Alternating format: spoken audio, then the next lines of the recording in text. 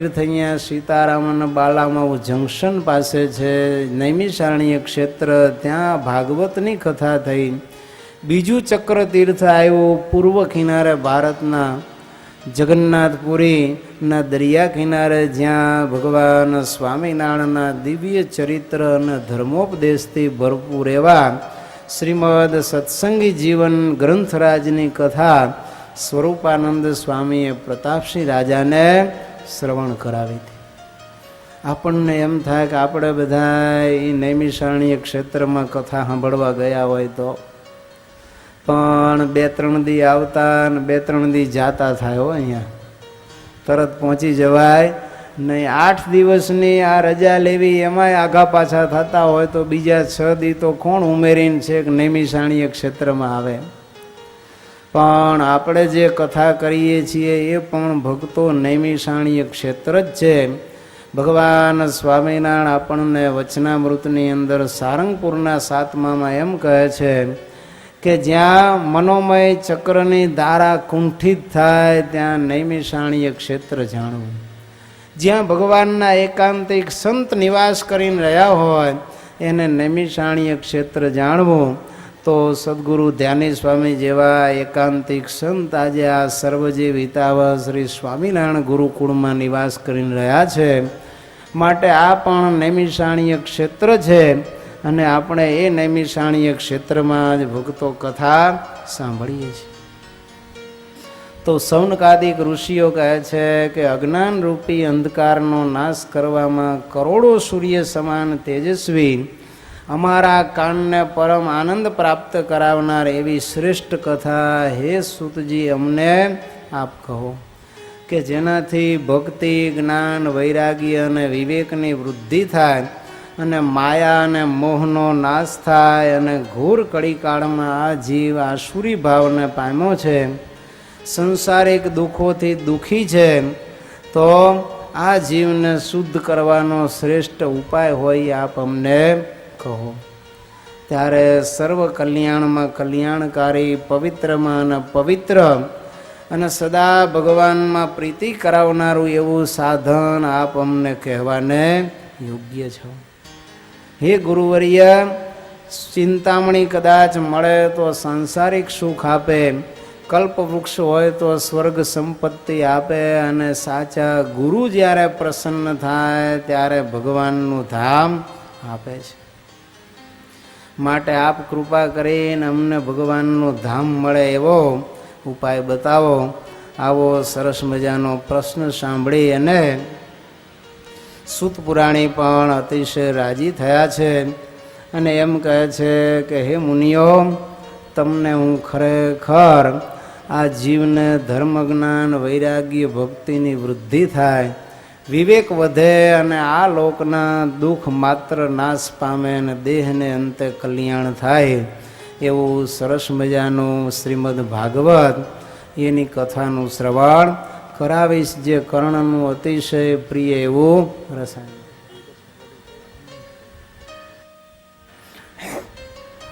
તો ભક્તો, સર્વપ્રથમ ભાગવતની કથા કરતા પહેલા એનું મહાત્મ્ય સાંભળવું જોઈએ. ભાગવતજીનું મહાત્મા 2 પુરાણોમાં, સ્કંદ પુરાણની અંદર 4 અધ્યાય 199 શ્લોકમાં અને પદ્મ પુરાણની અંદર 504 શ્લોક અને 6 અધ્યાયની અંદર આ મહિમા ભાગવતજીનો લખવામાં આવ્યો છે. સ્વયં સ્વામિનારાયણ ભગવાને પણ કહ્યું કે આવા જે શ્રીમદ ભાગવત છે એ ગ્રંથનું અવશ્ય અમારા આશ્રિતોએ પણ વર્ષે એકવાર શ્રવણ કરવું જોઈએ. ગઢડા પ્રથમના 39માં પણ ભગવાન એમ કહે છે કે જો વ્યાસજીના વચને ઉત્તર કરશો તો અમારા માન્યામાં આવશે. કેમ? જે અમારે વ્યાસજીના વચનમાં દ્રઢ પ્રતીતિ છે. વ્યાસજીએ વેદ, પુરાણ, ઇતિહાસ એ સર્વેનું સાર ગ્રહણ કરી અને શ્રીમદ ભાગવત કર્યું છે.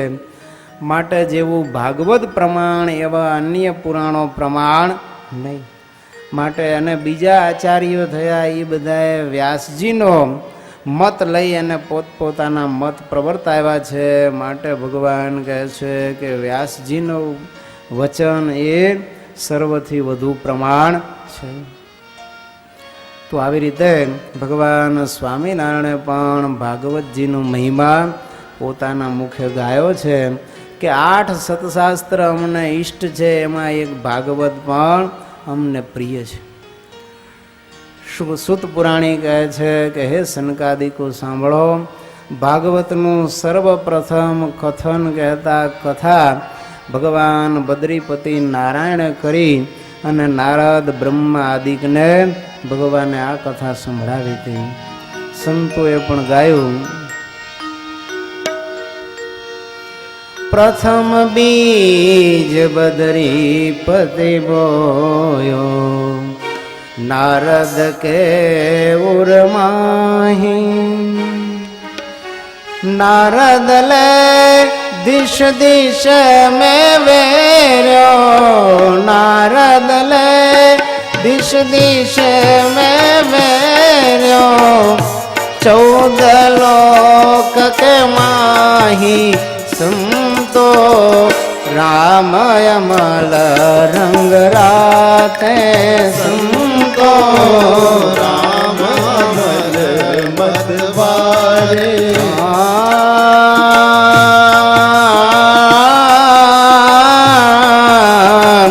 नारद पास व्यास मुनि लेके, सुख जोगी को पायो. सो सुख अनंत कोटि वैष्णव को, सबको रंग चढ़ायो. हे संतो राम अमल मतवारे. संतो राम अमल मतवारे. सो सुख तेले सुत पुराणी, पीना खूब अध्यासी. निश दिन एही अमल के छाके, निश दिन एही अमल के छाके. घुमत सहस्र अध्यासी. संतो राम अमल मतवारे.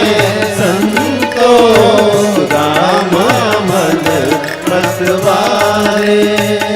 બ્રહ્માનંદ સ્વામી કહે છે કે આવી આ અદ્ભુત કથા ભગવાન નારાયણ પ્રભુએ બદ્રિકાશ્રમની અંદર પ્રથમ વહાવી. બ્રહ્માજી, નારદજી, ઉદ્ધવજી આદિ એ કથા સાંભળી. નારદજી ત્યાંથી લઈ અને ભગવાન વ્યાસજી પાસે આવ્યા. ચતુર્શ્લોકી ભાગવતની કથા એને કરી અને ભગવાન વ્યાસજી એનો વિસ્તાર કર્યો.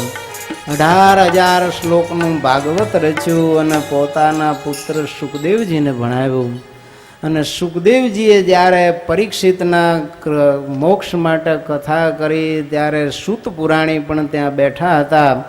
અને એમણે સૂત પુરાણી કહે છે, હે મુનિઓ, મેં સુખદેવજીના મુખે જેવી કથા સાંભળી યથા તથા હું તમને હવે ભાગવતની કથા આ નૈમિષારણ્ય ક્ષેત્રને વિશે સંભળાવીશ.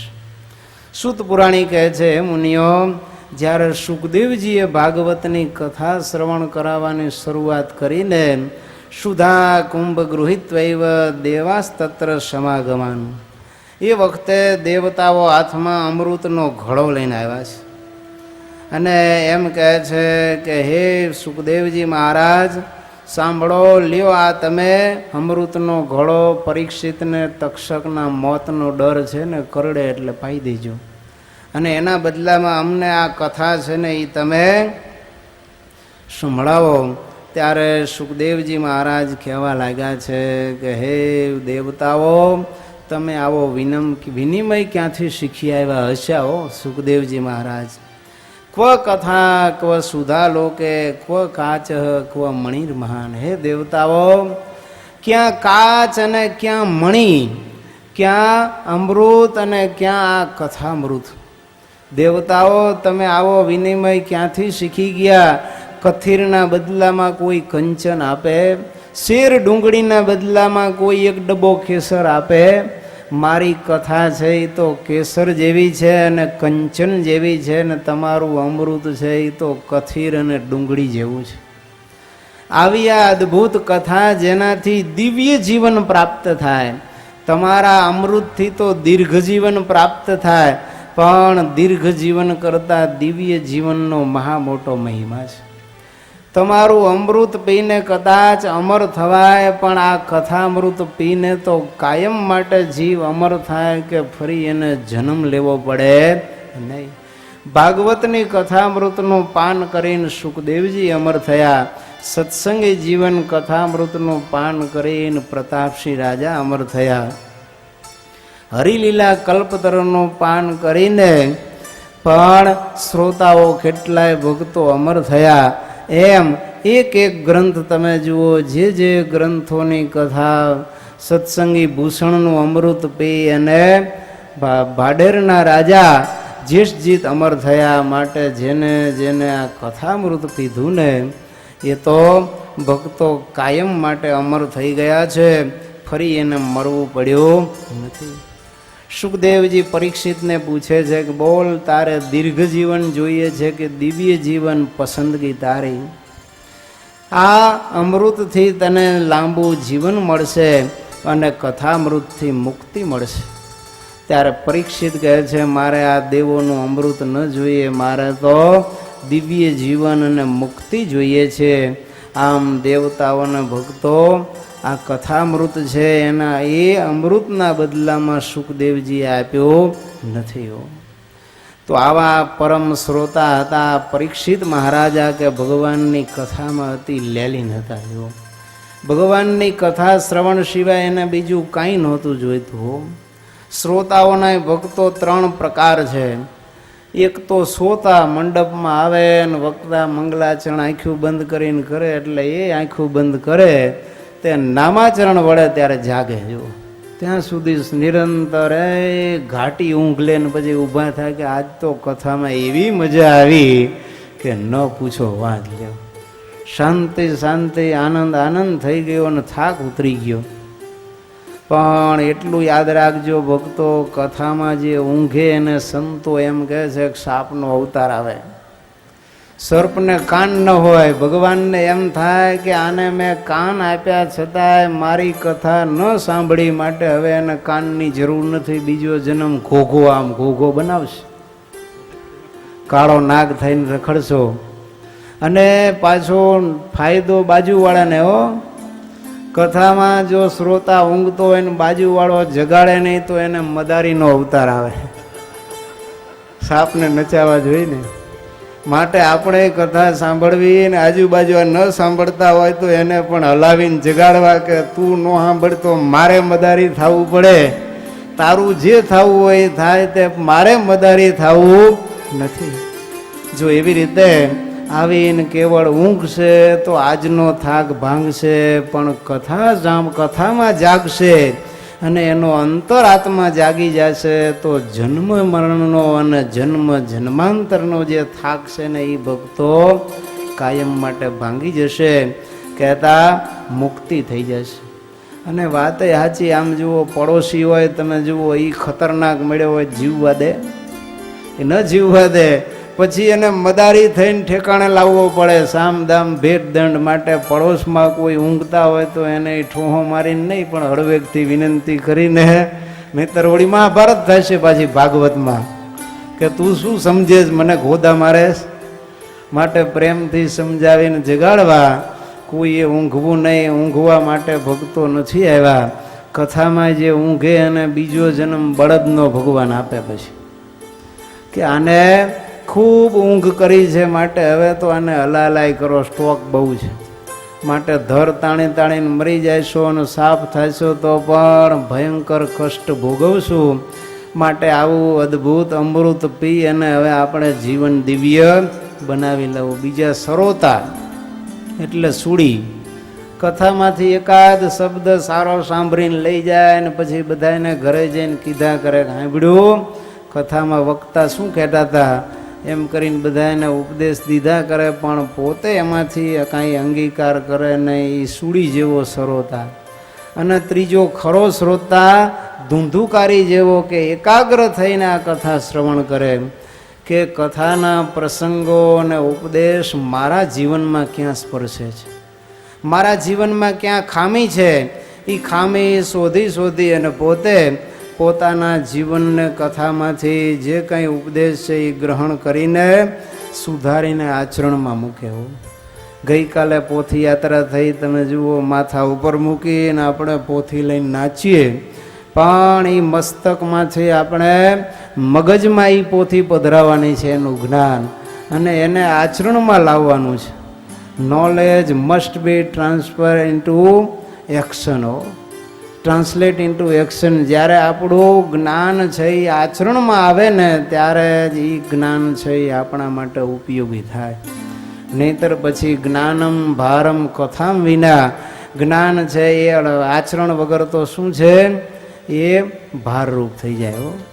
માટે સોક્રેટિસ પણ કહેતા કે નોલેજ ઇઝ વર્ચ્યુ, જ્ઞાન એ સદ આચરણ છે. એમ આપણે પણ સદ આચરણ કરીશું. આ કથાને જો આચરણમાં લાવીશું તો આપણું આચરણ મંગલ થશે, આપણું જીવન પણ મંગલ થશે, તો આપણું મૃત્યુ પણ ભક્તો મંગલ થઈ જશે. તો આમ તો શ્રોતાઓના કેટલાય ભેદો છે. પ્રસાદિયા ઘણાય કથા ગામમાં બેઠી હોય, પ્રસાદ લેવાના ટાઈમે આવી જતા હોય. ઘણાય વિશ્રાંતિ માટે થાક લેવા, ગરમી લાગી હોય ને એસી મૂક્યા હોય, કુલર હોય ત્યારે બેસી જાય ઘડી. શરબત હાલતા હોય કે ચા પાણી હાલતા હોય તો પીવા માટે આવી જાય. ઘણાય ડેકોરેશન જોવા આવે, ઘણાય વક્તાને જોવા આવે, ઘણાય વાકસટા અને ઘણાય ભજન મંડળી હોય, કેવા ભજનની રમઝટ બોલાવે એ જોવા આવતા હોય. અને કલ્યાણ માટે તો બહુ જૂજ આવતા હોય. તો તાનિયા માનિયા ધાનિયા સ્વાર્થિયા વ્યવહારિયા મોબતિયા દુખિયા મુમુક્ષુ જિજ્ઞાસુ થાકેલા હારેલા આવા અનેક જાતના મુમુક્ષુ હોય. ઘણા થાક્યા છે પિતૃઓના ત્રાસથી, એટલે આવ્યા છે કે આ બધાના ત્રાસમાંથી છૂટીએ તો મુક્તિ મળે. અને ઘણા પિતૃઓનો કલ્યાણનો શુભ આશય સાથે પોતાનું પણ જીવન દિવ્ય બને અને મુક્તિ મળે એવા શુભ આશયથી આ કથા શ્રવણ કરવા આવ્યા હશે. તો આવી અદ્ભુત આ કથા સુખદેવજી મહારાજાએ દેવતાઓને નથી આપી, આપણને મળી છે. માટે આવી અદ્ભુત કથાનો એક એક શબ્દ ભક્ત આપણે છોડવો નહીં, એનું પાન કરીને આચરણમાં ઉતારીશું તો આપણું જીવન પણ મંગલ ભગવાન રામ અને સીતા જેવું બનશે. અહીંયા હું મારી વાણીને વિરામ આપું છું. વિશેષ કથાનો પ્રસંગ આપણે બપોર પછીના સેશનમાં લેશું. સહજાનંદ સ્વામી મહારાજની જય. ભાગવત સપ્તાહના પ્રથમ દિવસે સરસ મજાને સુમધુર આગવી શૈલીમાં સદગુરુ શાસ્ત્રી સ્વામીએ આપણને કથા સંભળાવી કે કથા સાંભળતા સાંભળતા ઊંઘી ન જાઓ પણ જાગી જાઉં. સ્વામી ઘણી વખત પોતે વાત કરે જ છે કે જો તમે કથામાં નહીં બેસો તો કથા તમારામાં કોઈ દી બેસશે નહીં. માટે આપણે બધાએ કથામાં બેસવું જોઈએ. ગઈ વખતે ભાગવત પારાયણમાં એક ભગત આવ્યા હતા, 3 દી રોકાણા. શરૂઆત કથાની થાય એટલે 5 મિનિટ બેસે, પછી 2.5 કલાક આટા મારી આવે, ફોનમાં બિઝનેસ કરે અને પછી છેલ્લી 5 મિનિટ પાછા આવી જાય. કહ્યું છે ને કે કથાના પહેલા ને છેલ્લા દિવસે આવી જાય તો આખી કથાનું પુણ્ય મળી જાય. એટલે આ ભગત એવું વિચાર્યું કે એક સેશનનો પહેલો ને છેલ્લો પૂર્ણાહુતિનો આપણે સમય છે એને આપણે પોતાના જીવનમાં ઉતારી લે એટલે આખા દિવસની આખા સેશનની છેલ્લે સપ્તાહ શ્રવણ વિધિ પૂરી થઈ જાય અને એનું પુણ્ય મળી જાય. પણ સ્વામીએ કથાની બહુ સરસ વાત કરી. એ પ્રમાણે સર્વ કોઈ તમે કથામાં બેસો છો અને હજી વિશેષ 7 દિવસ આવીને આવી રીતે બેસશો તો આપણામાં જરૂર કથા બેસશે, એમાં કોઈ શંકા નથી. સ્વામીએ જે વાત કરી હમણાં વક્તાશ્રીએ કે આ ભાગવત છે એ કથા દ્વારા આપણે ભગવાનના કહેવાશું. તો સદગુરુ ગુણાતીતાનંદ સ્વામી લખે કે આપણે માયાના નથી પણ ભગવાનના છીએ. બસ આટલો એક વાક્ય છે એને જીવનમાં કાયમ રટણ કરીશું ને તો ભગવાન એમ કહે છે કે આ કાયમ મને એમ કહે છે હું તમારો છું, તમારો છું, લાવ આજ હું એનો થઈ જાઉં તો ભગવાન હાથમે દાડે આવીને બધાયના થઈ જશે અને આપણને ધામમાં લઈ જશે. તો આપણે બધાએ ભગવાનના થવાનું છે. તો શાસ્ત્રી સ્વામીએ વાત કરી કે આ કથા સાંભળતા આપણે ભગવાનના જરૂર થઈ જશું. અને સંતો એક દ્રષ્ટાંત બહુ સરસ આપે છે કે એક વખત રાજાના દરબારમાં કોઈ કારીગર હશે એ 3 પૂતળા લઈ આવ્યા અને 3 પૂતળા લાવી અને રાજાની સામે મૂક્યા અને પછી કહ્યું આની કિંમત કરો. ત્યારે રાજાએ બિરબલને કહ્યું કે બિરબલ તું આની કિંમત કર. પછી કિંમત કરી અને બધાને આ જે કારીગર હતો એને બતાવ્યું અને રાજાને બતાવ્યું કે આની 1 કોડીની કિંમત, આની અડધી કોડીની કિંમત, આની 5 કોડીની કિંમત. ત્યારે કે આમ કેમ? પૂતળા તો 3 દેખાવમાં સરખા જ છે, પણ છતાંય આવી રીતે વેલ્યુની જુદી જુદી પરિભાષા તમે કેમ કરી? ત્યારે કે આની અંદર પછી પ્રેક્ટિકલ કરીને દેખાડ્યું કે એકના કાનની અંદરથી દોરો નાખ્યો તો બીજા કાનમાંથી સોંસરો નીકળ્યો. તો આપણે કથા સાંભળી એક કાનેથી બીજા કાનેથી કાઢી નાખીએ તો એની 5 કોડીની કિંમત કહેવાય. બીજું પૂતળું હતું એની અંદર પાછો દોરો નાખ્યો તો મુખમાંથી નીકળ્યો. એટલે કે આ બારોબાર નથી કાઢતો પણ થોડુંક તો અંદર રાખે છે, એટલે આની અડધી કોડીની કિંમત. એટલે કે સાંભળી અને બીજાને કે કરતો હોય અથવા તો પોતે બોલ કરતો હોય કે આવું કથામાં આવ્યું, આવું કથામાં આવ્યું, તો એને અડધી કોડીની કિંમત. અને 1 કોડીની કિંમત તો ત્રીજા પૂતળાની અંદર દોરો નાખ્યો તો બહાર જ ન નીકળ્યો. કહેતા કાન દ્વારા અંદર નાખી કથા અને હૃદયમાં જે ઉતારી લે તો એનું કામ થઈ જાય. એની 1 કોડીની કિંમત એની સૌથી મૂલ્યવાન કહેવાય. તો તમારે બધાએ વિચાર કરી લેવાનો કે આપણે 5 કોડીના, અડધા કોડીના કે 1 કોડીના અથવા તો અમૂલ્ય ભગવાનના જે ભક્ત બનવું છે એમાંથી તમારે વિચાર કરવાનો રહ્યો. એ બપોરે આપણા કથાના સમય દેખાઈ આવશે. તો હવે વિશેષ સમય ન લેતા અહીં જ નિવાસ કરતા એવા પરમ પૂજ્ય સદગુણદાસજી સ્વામીનું વિનંતી કરીશ કે તેઓ આપણને સર્વને પોતાની ઉર્મિઓ ઠાલવશે. પરમ પૂજ્ય સદગુણદાસજી સ્વામી.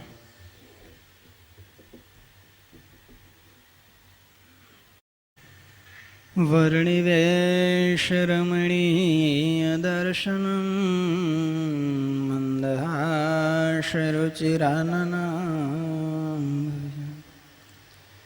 પૂજિતમ શુરનરોત્તમૈર્મુદા ધર્મનંદનમહં વિચિંતયે.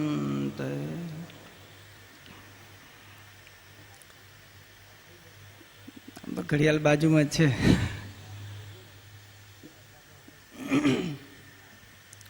જેવા ભગવાન એવી જ આ પારાયણનું મહાત્મ્ય અને ત્રણેયનો સંગમ કરાવનાર એવો આ સમય કથાનું આયોજન.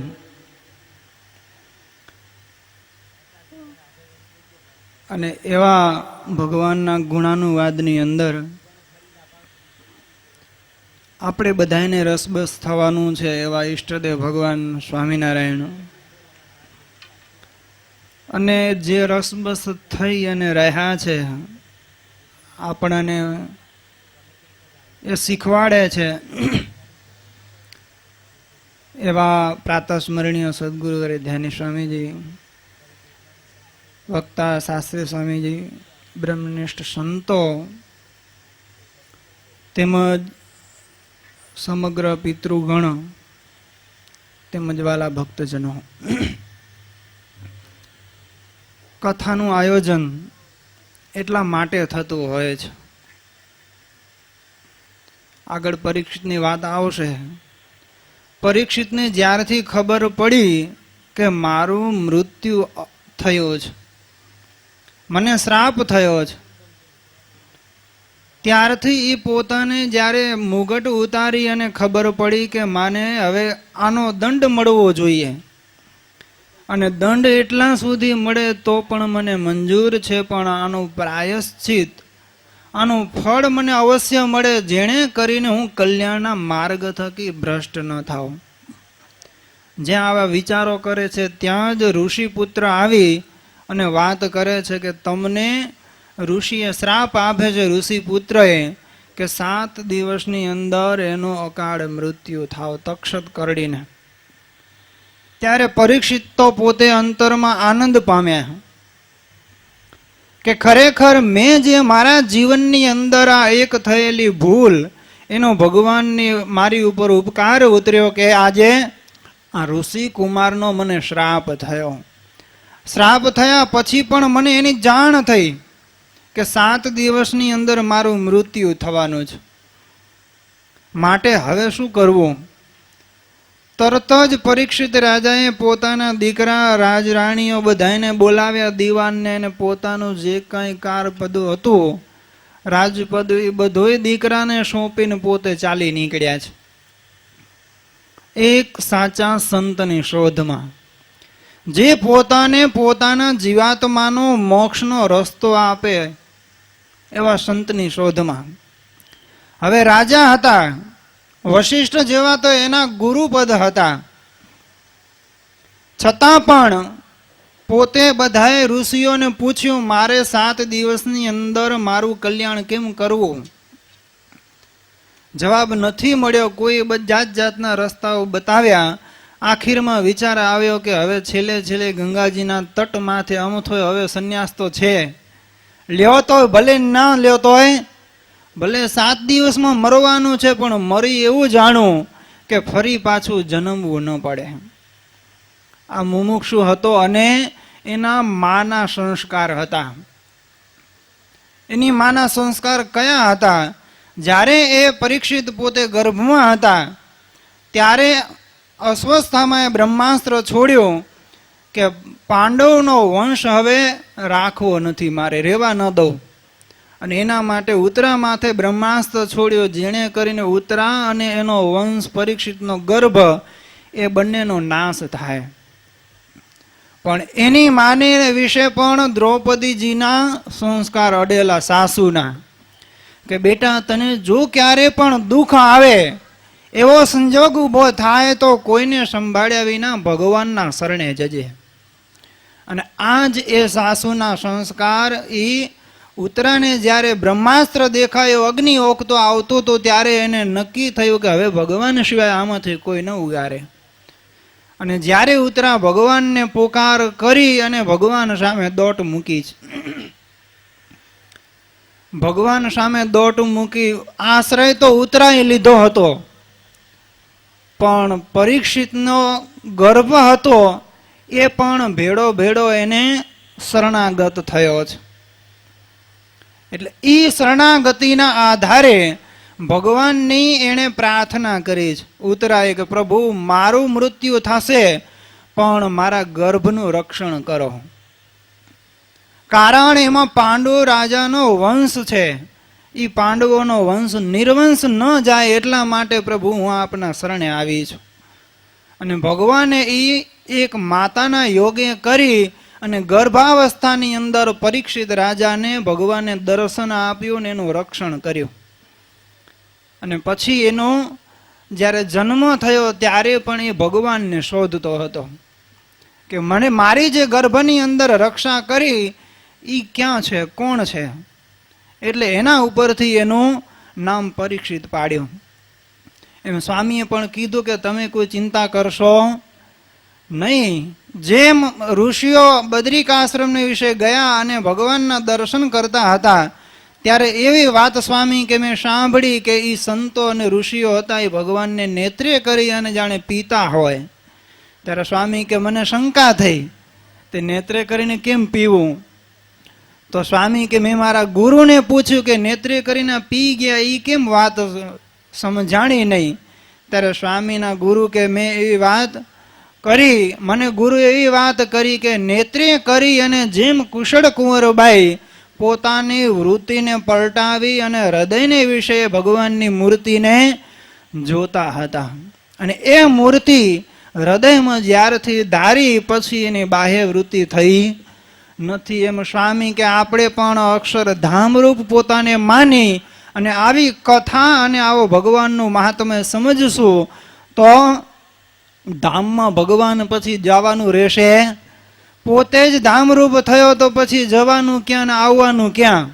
પછી એને કાળ કર્મ માયા પણ ત્યાં ધામમાં રહેતી નથી. એટલે સ્વામી કે આવી રીતે જો આપણે પણ ભગવાનનું મહાત્મય આ કથામાં સમજી અને પોતાને અક્ષરધામ રૂપ માની અને જો ભગવાનના ગુણ અનુવાદ સાંભળશું તો ખરેખરું આ મનુષ્ય જન્મનું ફળ જેને ભાગવતજી કહે છે, ભગવાન સ્વામિનારાયણ એના શ્લોકો વચનામૃતની અંદર ટાંક્યા કે વાસુદેવ પરા ગજાહ વાસુદેવ પરા વેદા પરમ તપઃ પરમ મખાહા. ભગવાન કહે છે કે આ જીવાત્માનું જે કંઈ વેદો છે એ પણ આ જીવાત્માને વેદ પરાયણ કહેતા, વેદો પણ એક ભગવાન જ પરાયણ આ જીવાત્માને જોડે છે. જે કંઈ તપ છે એ પણ એનું ફળ ભગવાન છે. જે કંઈ ત્યાગ યોગ ભજન ભક્તિ આ બધાયનું ફળ જીવનનું ફળ પણ ભગવદ પ્રાપ્તિ છે. પણ સામે એક શરત કે મુમુક્ષુને જો ભગવાનનું જ્યાં સુધી મહાત્મ્ય નથી સમજાતું ત્યાં સુધી વિષયની દોટ મુકાતી નથી. એટલે તો સંતોએ કીધું પ્રથમ ભગતિ કર સંતન સંગા દુસરી ભગતિ મમ કથા પ્રસંગા. પેલો સંતનું મિલન કીધું અને પછી ભક્તિ કથા કીધી. જ્યારે સંતનું મિલન થાય છે ત્યારે જેમ સંત નિર્ભય છે એમ એને આશ્રય આવનાર મુમુક્ષુ એ પણ નિર્ભય થાય છે. પરીક્ષિતને જ્યારે સુખદેવજીનું મિલન થયું, સાચી એને કલ્યાણ કરવાની જ્યારે મુમુક્ષુતા પ્રગટીની શોધમાં નીકળ્યા ત્યારે સુખદેવજી એને ગોતતા આવ્યા છે કે ખરેખર જો કોઈ પરીક્ષિત જેવો મુમુક્ષુ મળે તો હું એને મારા અંદર જે ભગવાનના ગુણાનુવાદ હું સાંભળ્યા છે, મેં જે વાગોડ્યા છે એ એની આગળ ઠાલવો. અને જ્યારે સુખદેવ પધાર્યા ત્યારે વ્યાસજી ભાગવત એમ લખે છે કે વ્યાસજી સુખદેવજીના પિતા આ બધા ઋષિઓ ત્યાં હાજર હતા અને બધા ઊભા થઈ અને સુખદેવજીનો સત્કાર કર્યો. પછી રાજા પ્રશ્ન કરે છે કે મારું મૃત્યુ 7 દિવસમાં છે તો મારો કલ્યાણ થાય એવો મને ઉપાય બતાવો. ત્યારે સુખદેવજી કહે છે કે રાજા સાંભળ, તારા કલ્યાણની મને ચિંતા નથી, પણ મને જે ખજાનો મળ્યો છે ભગવાનના ચરિત્રનો, મને જે ભગવાનમાં હું અત્યારે રસબસ થઈ અને એ પય મિશ્રીનું સુખ લઈ રહ્યો છું એ સુખ તારી આગળ વાગોડવું છે. સ્વામી કહ્યું કે જેમ પય મિશ્રી જ્યું મિશ્રી પય માહી ભળી આજ એકાદશી સુફળ ફળી.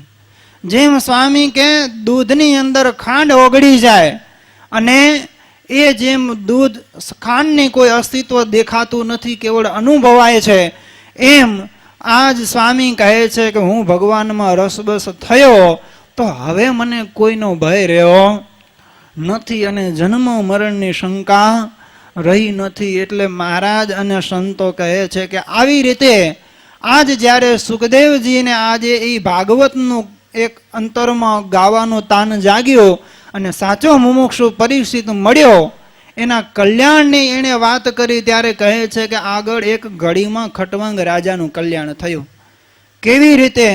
એને જ્યારે ખબર પડી યુદ્ધે દેવતાઓની સહાયે ગયેલા અને એમાં યુદ્ધની અંદર પછી એને આવરદાની ખબર પડી કે આવરદા એક ઘડી છે, પણ પૂર્વે સમાગમ કરેલો સત્સંગ કરેલો એટલે પોતાની વૃત્તિઓ બધી સંકેલી આત્મસન્મુખ કરી અને ભગવાનના ધ્યાનની અંદર ઊંડા ઉતરી ગયા અને એનો દેહ પડ્યો અને પોતે ભગવત ધામને પામ્યા.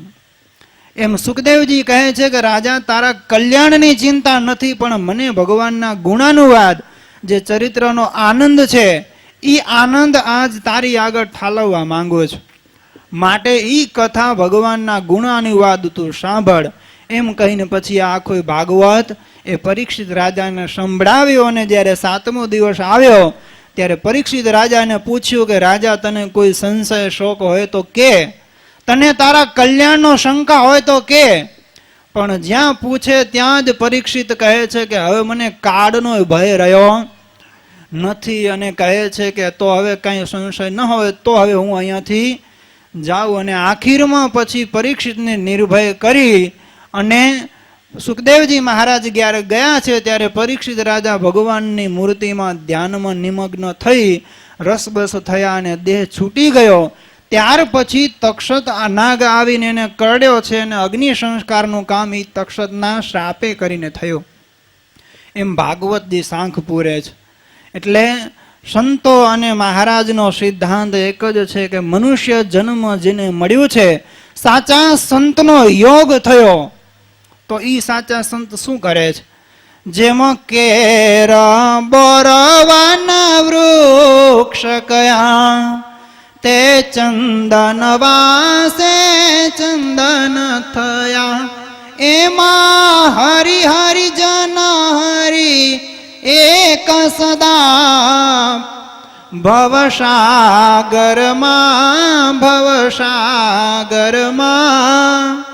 શરણય ચડાયા વિનાશી સાચા સંતનું.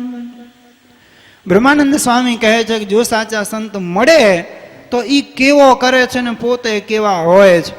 પોતે ચંદન સમાન છે ને એની પાસે ઉગેલું બોરડીનું ઝાડ હોય કે પછી ખેરનું ઝાડ હોય, ખીજડાનું ઝાડ હોય તો પણ ચંદન એની બાજુમાં ઉગ્યું છે તો એની વાસે કરી અને બોરડી, ખીજડો અને ખેર જેવા ઝાડવાને પણ ચંદનની સુગંધ આપી દે અને નિર્ભય કરી અને ભગવાનમાં એને તરબોળ કરી દે. એમ આવા સંત પણ કહે છે કે આપણે પણ એવા ભગવાનને અખંડ પોતે અક્ષરધામ રૂપ માની અને અક્ષરધામમાં એ ભગવાનની કમનનીય ગમનનીય માધુરી મૂર્તિ જેમ જિજ્ઞેશી પી અને પરમાનંદને પામી અને સાધુ થયા અને અનંતને સાધુ તાની સમજણ આપી, એમ આપણે પણ આવા ભગવાનને સંત મળ્યા છે તો આપણે પણ એમના જેવી ખુમારી, એમના જેવું રસબસપણું એવું નિર્ભય થઈ અને અખંડ ભગવાનમાં ગરકાવ રહીએ. એ જ આજના દિવસે અભ્યર્થના સહજાનંદ સ્વામી.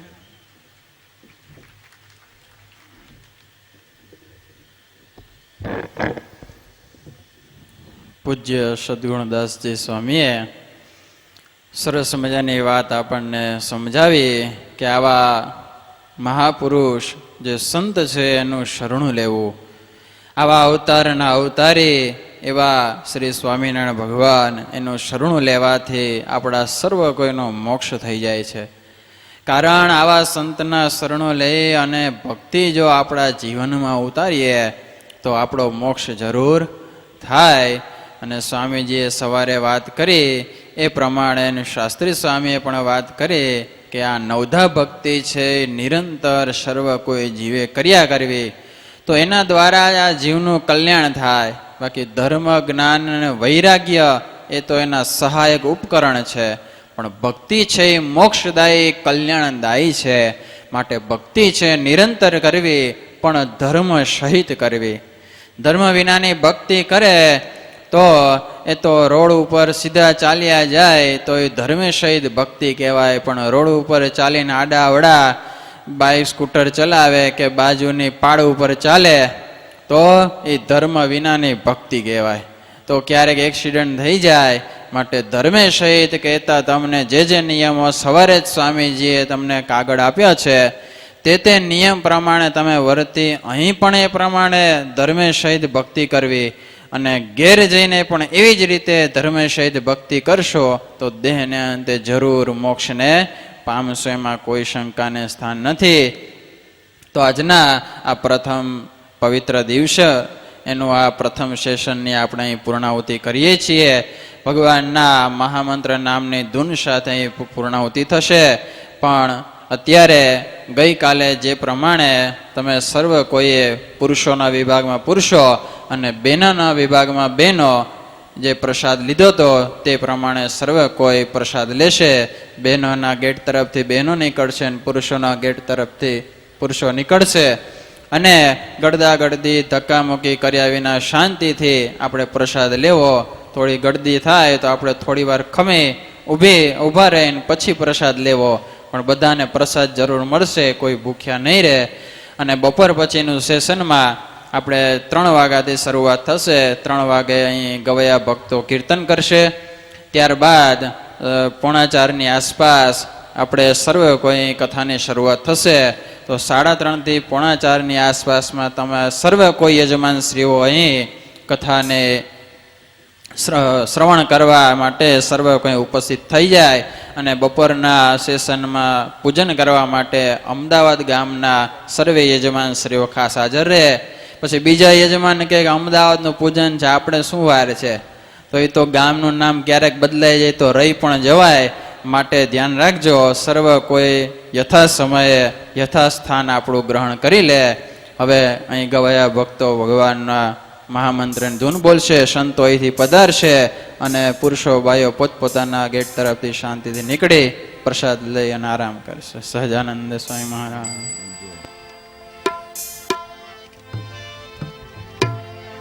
સ્વામી નારાયણ નારાયણ નારાયણ, સ્વામી નારાયણ નારાયણ નારાયણ, સ્વામી નારાયણ નારાયણ નારાયણ, સ્વામી નારાયણ નારાયણ નારાયણ, સ્વામી નારાયણ સ્વામી નારાયણ, સ્વામી નારાયણ સ્વામી નારાયણ, સ્વામી નારાયણ નારાયણ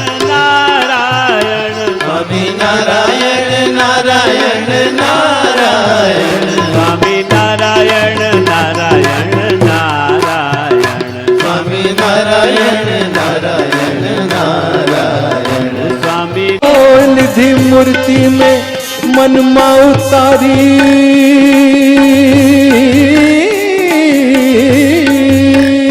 निधि मूर्ति में मन में उतारी, मया वाट मकुंज विहारी, मया वाट मकुंज विहारी, सखी आप बीती कहूँ मारी, सखी आप बीती कहूँ मारी, मड़ा वाट मकुंज विहारी, मड़ा वाट मकुंज विहारी, मारो हाथ जाल्यो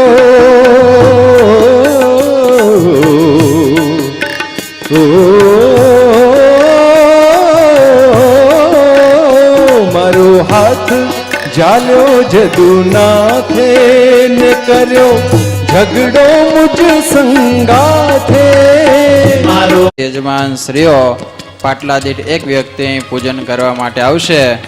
અમદાવાદ, કેવળ અમદાવાદના યજમાન શ્રીઓ પાટલા દીઠ એક વ્યક્તિ પૂજન કરવા માટે આવશે. કેવળ અમદાવાદ.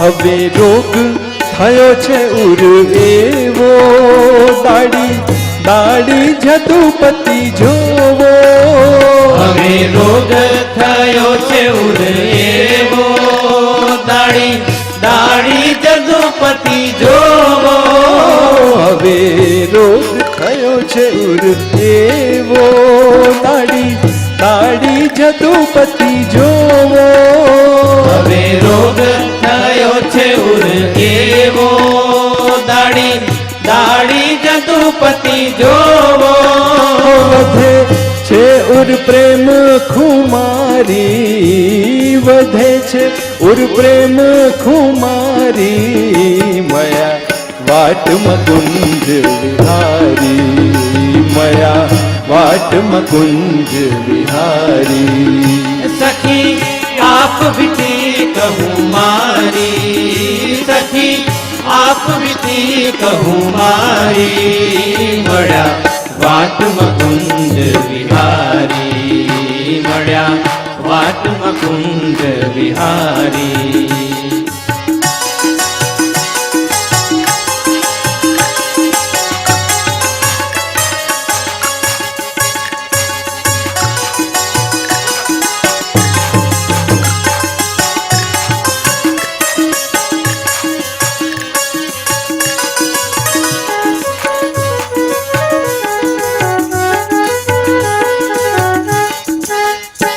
કાં તો બૂટી કશિક સોંઘાડી મુને પ્રેમ ન પાશમાં પાડી. આ તો બૂટી કશિક સુંઘાડી મને પ્રેમ ન પાશમાં પાડી.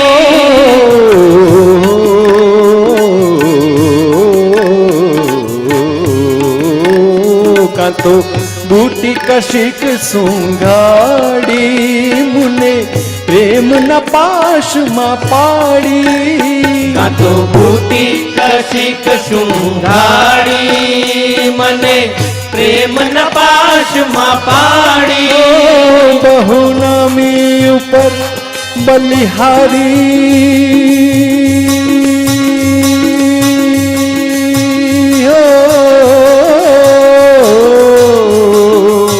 હે બહુ નામી ઉપર બલિહારી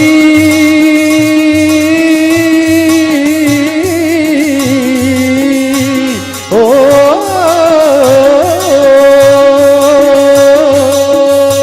હે બહુ નામી ઉપર બલિહારી મયા વાટમાં કુંજ વિહારી મયા વાટમાં કુંજ વિહારી.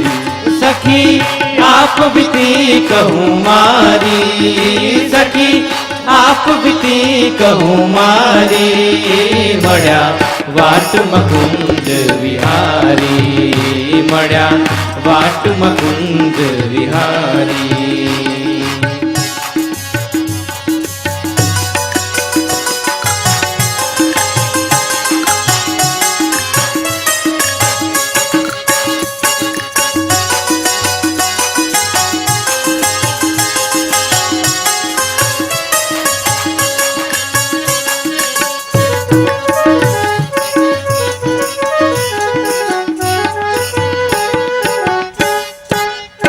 રઘુવીર સુત સતના સ્વામી વસ્યા ઉર્માંતરયામી. રઘુવીર સુત સતના સ્વામી વસ્યા ઉર્માંતરયામી.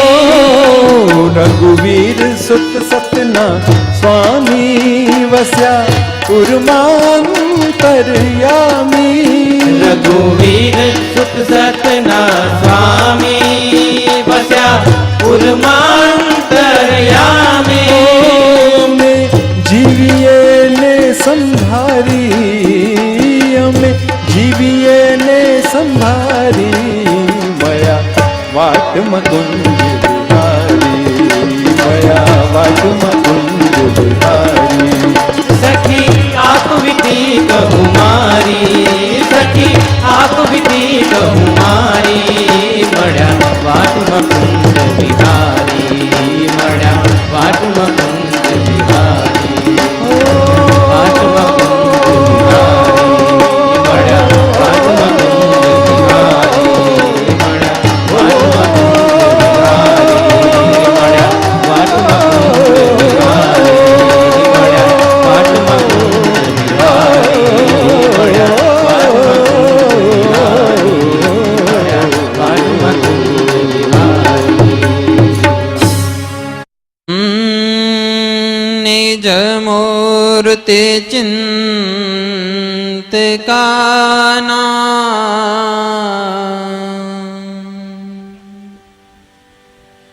અધિક શ્વેત મનોહર પ્રકાશે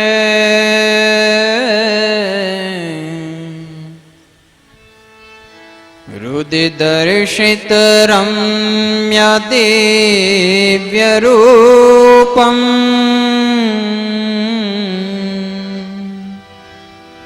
ભગવંતમ તમહં હરિં નમામિ. ભગવંતમ તમહં હરિં નમામિ. અનંત બ્રહ્માંડોના અધિપતિ સર્વ અવતારના અવતારી, સર્વ કારણના કારણ એવા આપણા ઈષ્ટદેવ ભગવાન સ્વામિનારાયણ તથા એ ભગવાનને અખંડપણે ધારી રહેલા પ્રાત સ્મરણીય પરમ પૂજ્ય સદગુરુવર્ય ધ્યાની સ્વામીજી, વ્યાસપીઠ ઉપર વિરાજમાન પરમ પૂજ્ય સદગુરુ શાસ્ત્રી સ્વામી, સાહિત્ય આચાર્ય સત્સંગ ભૂષણ દાસજી સ્વામી, અન્ય બ્રહ્મનિષ્ઠ સંતો તથા પોતાના પિતૃ મોક્ષાર્થે પધારેલા સર્વે ભાવિક ભક્તજનો,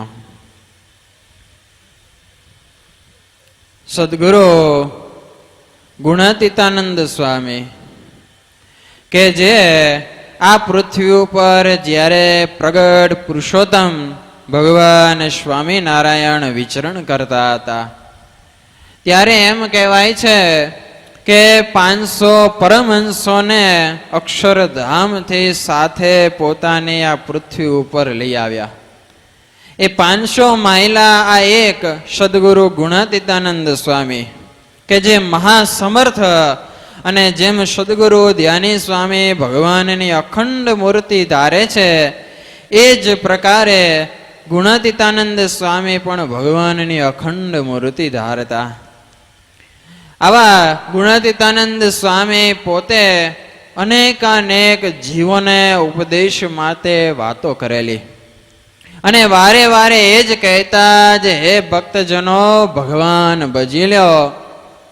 આ જીવને મનખો દેહ મળવો એ બહુ દુર્લભ છે અને શ્રીમદ ભાગવત, ગીતા, રામાયણ કે મહાભારત કે સ્વામિનારાયણ ભગવાનના જે સંપ્રદાયના જે ગ્રંથો, એવા મુખ્ય ગ્રંથ એમાં આવેલો સત્સંગી જીવન ગ્રંથ કે 18 પુરાણો, કોઈ પણ શાસ્ત્ર જે હિન્દુ સંસ્કૃતિના છે એમાં એક જ વાત આવે છે કે આવો મનખો દેહ મળવો એ અતિ દુર્લભ છે. એ ગુણાતીતાનંદ સ્વામી જીવ માત્રને કહેતા, ભાઈ કરોડો રૂપિયા ખર્ચશો તોય આવા પ્રગટ પુરુષોત્તમ ભગવાન સ્વામિનારાયણ તમને નહીં મળે. કે કરોડો રૂપિયા કોઈની પાસે જઈ અને દેશો તો આવો રૂડો દિવ્ય સત્સંગ છે એ સત્સંગનો લાભ નહીં મળે. કે કોઈની પાસે જઈને કરોડો રૂપિયા આપશો અને કહેશો જે મારા બાપા ધામમાં ગયા છે, લે આ કરોડ રૂપિયા મનુષ્ય દેહ આપ, તો મારો બાપો પાછો આવે. એમ કોઈને મળવાનું નથી. કહેતા કરોડો રૂપિયા ખર્ચતા નહીં તો ભગવાન, નહીં સત્સંગ અને નહીં આ મનખો દેહ મળે.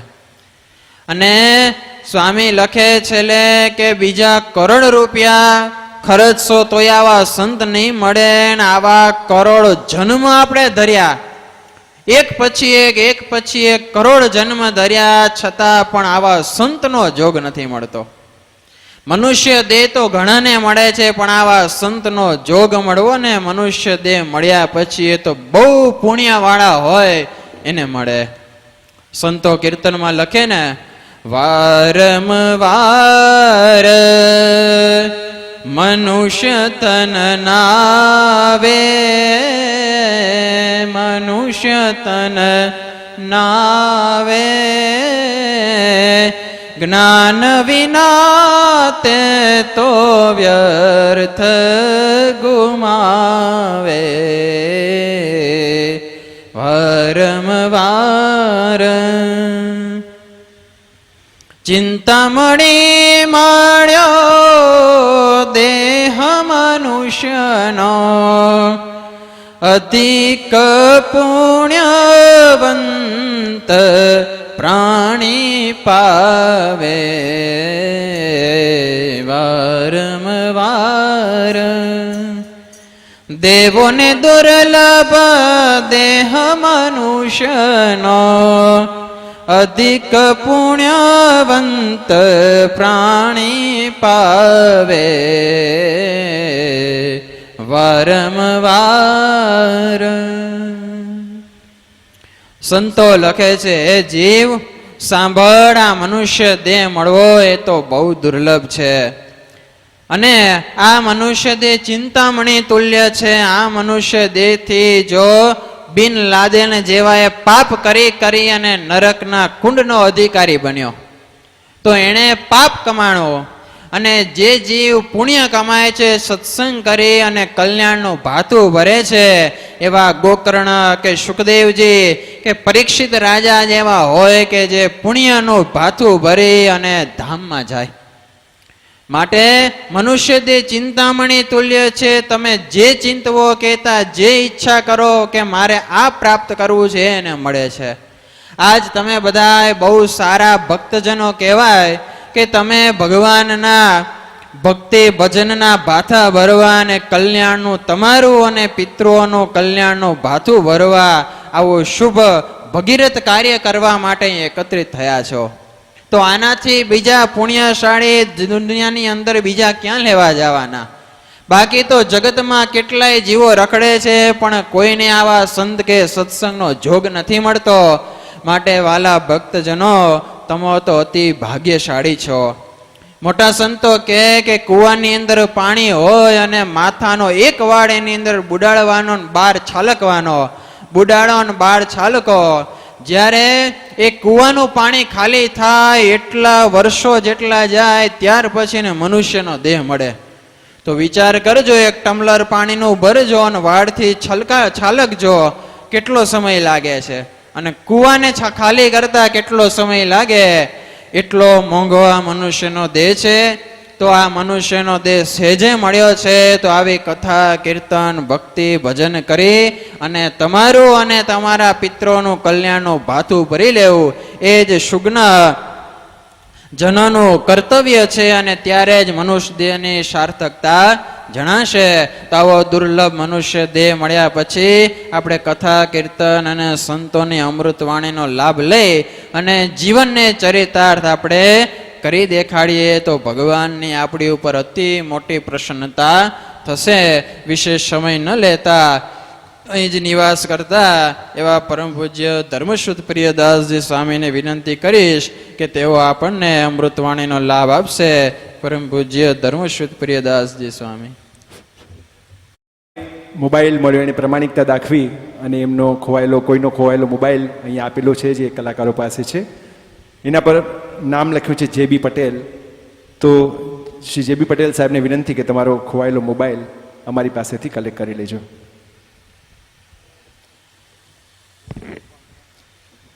સર્વ અવતારના અવતારી, સર્વ કારણના કારણ એવા આપણા ઈષ્ટદેવ શ્રી સ્વામિનારાયણ ભગવાન તથા એ ભગવાનને અતિ વહાલા છે એવા આપણા ગુરુવર્ય સદગુરુ ધ્યાની સ્વામી તથા વક્તા સ્વામી સત્સંગ ભૂષણ સ્વામી તથા બ્રહ્મનિષ્ઠ સંતો તથા દેશ દેશથી પોતાનું અને પોતાના પિતૃઓનું કલ્યાણ કરવા માટે પધરેલા ભક્તજનો, ભાગવતને વિશે સરસમાં સરસ જો મૃત્યુથી બચવાના ઉપાય શીખવા હોય તો આપણને શીખવા મળે છે. એટલા માટે જગતમાં કહેવત છે કે રામાયણથી જીવતા શીખો અને ભાગવતથી મરતા શીખો. જો આપણું સારું મૃત્યુ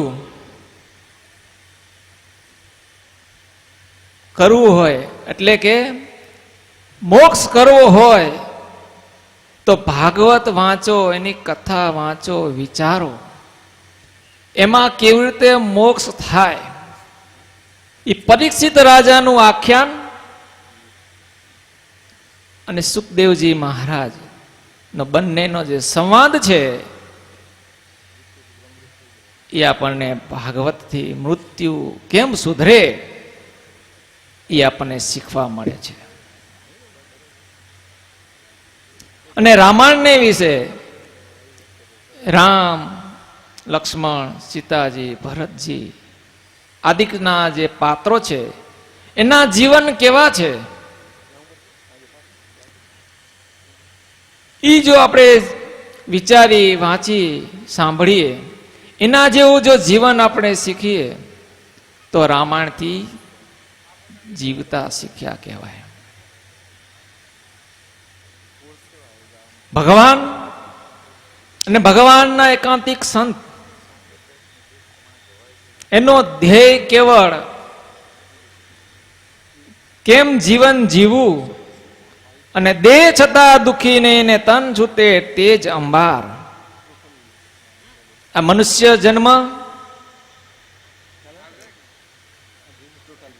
સાવ મફતમાં મળતો નથી. ઘણાય પૂર્વે તપ, વ્રત, જપ કર્યા હશે ત્યારે આ મનુષ્ય જન્મ મળે છે, એમને સામાન્ય મળતો નથી. 84 લાખ જાતની યોનિઓ છે, એમાં 18 લાખ તો વનસ્પતિ, અંડજ, સ્વેદજ, જરાયુજ ને ઉદ્ભીજ, આ 4 વિભાગ થાય છે. એમાં મનુષ્યને વિશે 8 પ્રકારના માણસ કીધા છે. નોળિયો, ખિસકોલી, વાનરો એ આવે છે. એમાં 8 પ્રકારના માણસ કીધા. એમાં આ મનુષ્ય જે દેહ છે આપણને દેખાય છે, એકાબીજા સાથે વાર્તાલાપ કરી શકે છે, એ બહુ દુર્લભ છે. એટલા માટે કહે છે દુર્લભો મનુષ્ય દેહ. પણ આ જીવ મનુષ્ય દેહ મળ્યા પછી જો પોતાનું જે કાર્ય જે કરવાનું છે એ કરતો નથી અને જ્યાં ત્યાં ફેલ ફતું કરે છે, હરવા ફરવામાં સમય વિતાવે છે. એના કારણે એનો જે મનુષ્ય જન્મનો જે સમય છે વ્યતીત થઈ જાય છે. એને ખબર નથી કે મારો સમય ક્યાં જતો રહ્યો છે. એટલે ભાગવતનો જો સાર હોય, ત્યારે મહારાજને બ્રહ્માનંદ સ્વામીએ પૂછ્યું કે મહારાજ કે ભાગવતનો સાર શું છે મને કહો. ત્યારે મહારાજે એક જ લીટીમાં જવાબ આપ્યો કે મરેલો મકોડો જીવતા મકોડાને તાણી જાય. લો એ સાર. તો મરેલો મકોડો કોણ અને જીવતો મકોડો કોણ? આ દેહ છે એ ક્ષણે ક્ષણે મરેલો જ છે, સેકન્ડે સેકન્ડે મરતો જ જાય છે, પણ કોઈને ખબર નથી. પણ જીવ છે, આ આત્મા જેને કહે છે એ જીવતો મકોડો છે. દેહ અને આત્મા એકરૂપ થઈ જાય છે ત્યારે આ દેહના કારણે જીવ પણ દેહની પાછળ જ્યાં ત્યાં ભમતો ફરે છે. એટલા માટે જ આ જીવની જે સદગતિ જે થવી જોઈએ એ સદગતિ થઈ શકતી નથી. ભગવાન પણ અક્ષરધામને વિશે જ્યારે સંતો અને મુક્તો બેઠા હતા ત્યારે ભગવાને, સ્વામિનારાયણ ભગવાને વિચાર કર્યો, મુક્તોને વાત કરી કે મારા અનંત અવતાર થયા છતાં પણ જે એક જીવ પણ અક્ષરધામને વિશે નથી આવતો, એનું શું કારણ છે એ મને કહો.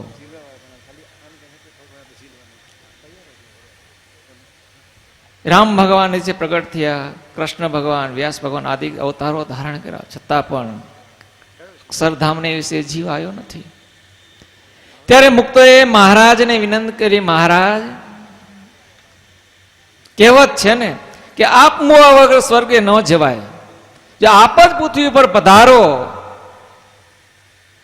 અને આપના સ્વરૂપની ઓળખાણ થશે ત્યારે જીવ તમારા ધામને વિશે પામશે, એ સિવાય પામી શકશે નહીં. જે જે અવતારો થયા છે એને પોતાના સ્વરૂપની ઓળખાણ કરાવી છે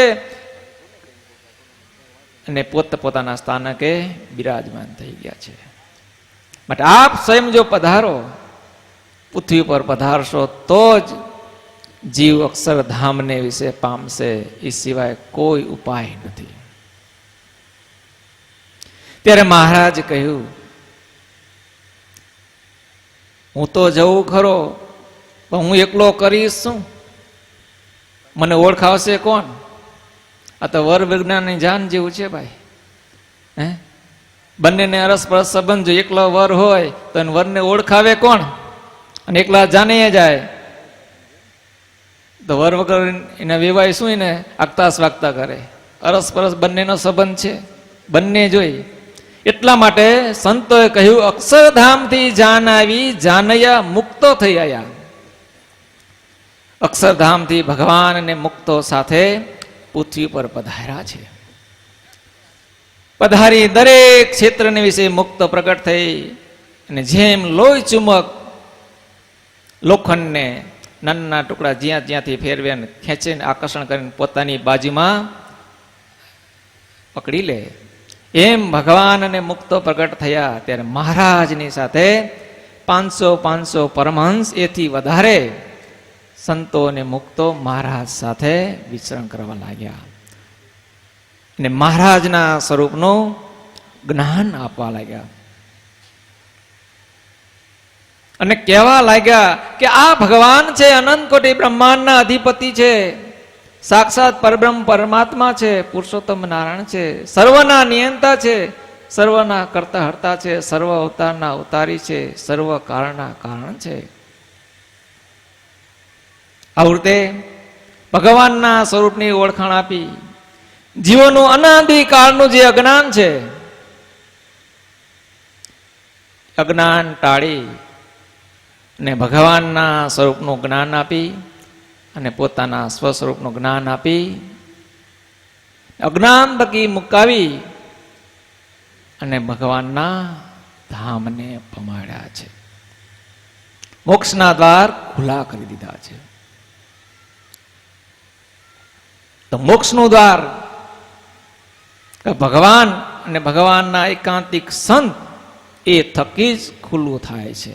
એ સિવાય બીજા કોઈ ખુલ્લી કરી શકતા નથી. અને મોક્ષના દાતા કા પ્રગટ ભગવાન કા પ્રગટ ભગવાનના મળેલ જે સંત છે એ બે જ છે, ત્રીજા કોઈ છે જ નહીં. એટલા માટે સંતોએ કીર્તનને વિશે કહ્યું છે કે બંધ કીધા બીજા બારણા રે, વેતી કીધી અક્ષર વાટ પુરુષોત્તમ પ્રગટી રે, નોતી દીઠી નોતી સાંભળી રે, પ્રગટાવી એવી પુનિત રે પુરુષોત્તમ પ્રગટી રે. જે બીજા જે બારણા હતા ભગવાનના જે મુક્તોએ બંધ કરી દીધા. બીજા બારણા ક્યાં બંધ કીધા? બીજા બારણા તો કે જે કર્મ કરવાથી, અસત કર્મ કરવાથી ભગવાનના ધામને બદલે જમપુરી આદિકને વિશે જવાના રસ્તા હતા, એ બારણા બંધ કરી દીધા. એ ગ્રસ્તના જે 5 વર્તમાન છે, ચોરી ન કરવી, દારૂ ન પીવો, માંસ ન ખાવું, વિચાર ન કરવો, વટોલ નહીં, વટલાવ નહીં, આદિ જે 5 વર્તમાન સંતોએ ખૂબ દાખલો કરી અને મુમુક્ષુ જીવોને પૂરેપૂરા પંચવર્તમાન પડાવી અને જે જમપુરીનો જે માર્ગ હતો, રસ્તા હતા, એ બંધ કરી અને ભગવાનનું જે અક્ષરધામ છે એ ધામનો રસ્તો ખુલ્લો કરી નાખ્યો છે. 5 વર્તમાન પાડે બાયો ને ભાઈઓ, હરિજનને દીધો કલ્યાણનો કોલ કલ્યાણ રાજ અક્ષરના વાસી વાલો આવ્યા અવની વાલો.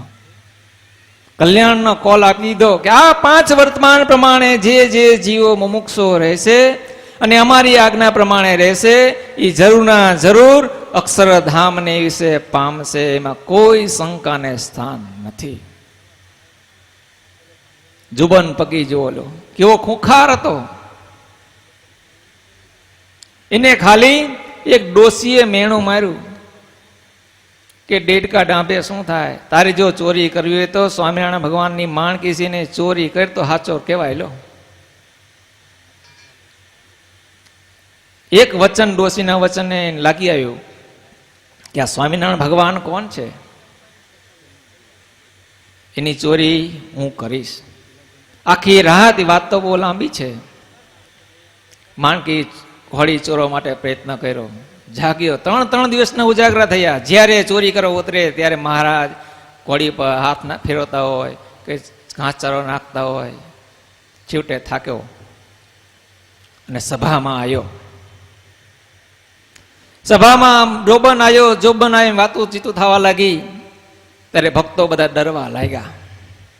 તે મહારાજ કે આ તમે ડરશો નહીં. ભક્તો કે મહારાજ આ લૂંટવા માટે આવ્યો છે. તે મહારાજ કે આ લૂંટવા માટે નથી આવ્યો, આજે લૂંટાવા માટે આવ્યો છે. તો કહેવાનો મતલબ કે આપણે બધાએ શા માટે આવ્યા છે એ વિચારવાનું. આપણું પણ કલ્યાણ કરવાનું છે અને આપણા પિતૃઓનું કલ્યાણ કરવાનું છે. તો કલ્યાણ ક્યારે થશે એ વિચારવાનું. જેમ જોબન પગીએ મહારાજ પાસે રહી, મહારાજની આજ્ઞામાં રહી, દરેક જે કર્મો હતા, અસત કર્મો એના હતા, એ કર્મોનો ત્યાગ કરી અને કેવળ એક ભગવાનનું, સ્વામિનારાયણ ભગવાનનું શરણ લઈ ભજન ભક્તિ કરવા લાગ્યો તો જરૂરના જરૂર એનું કલ્યાણ થયું. અત્યારે પણ એ જોબન પગીને આપણે યાદ કરી છીએ. લો કેવો જોબન હતો. જોબનનું નામ લેતા નાના છોકરા રડતા હોય તો સાના રહી જતા. લો તો કહેવાનો મતલબ આપણે પણ, આપણું પણ કલ્યાણ થાય, આપણા પિતરોનું પણ કલ્યાણ થાય. એના માટે જ જે કથાને વિશે ઉપદેશ, જીવન ચરિત્રો જે આવે એ આપણા જીવનને વિશે ઉતારશું અને આજ્ઞામાં રહી ભજન ભક્તિ કરશું તો જરૂરના જરૂર આપણું પણ કલ્યાણ થશે અને આપણા પિતરોનું પણ કલ્યાણ થશે. એ જ કહીને હું મારી વાણીને વિનંતી કરું છું. સહજાનંદ સ્વામી મહારાજની કરે ભાગવતનો સાર, મોક્ષના દાતા ભગવાન અને સંત છે. સવારે પણ આપણે વાત જોઈ હતી, સ્વામીજીએ પણ એ જ વાત કરી હતી અને દરેક શાસ્ત્રો પણ એ જ કહે છે મોક્ષના દાતા એક ભગવાન અને આવા સંત છે કે આવડી મોટી જૈફ વયે પણ તમારા બધાએ જેવા અને તમારા જે પિતૃઓ જે ઘણા કાળથી બિચારા તરસતા હોય છે પોતાના શ્રેય માટે, આજ એમને મોક્ષનો દ્વાર ઉઘાડું થવા માટે અત્યારે સમય બરોબર આવ્યો છે. તો ચાલો આપણે પણ એ મોક્ષના દ્વારભૂત એવા ભાગવતમય જે ભગવાનનું સ્વરૂપ છે અને એ જે ભગવાનના અખંડ ધારી રહેલા સંતના આવા શિષ્ય એવા શાસ્ત્રી સ્વામી સત્સંગ ભૂષણદાસજી સ્વામીને વિનંતી કરીએ કે આપણને બધાને પણ મોક્ષના દ્વારભૂત ભાગરૂપ આપણને બનાવે. વક્તા સ્વામી શાસ્ત્રી સ્વામી.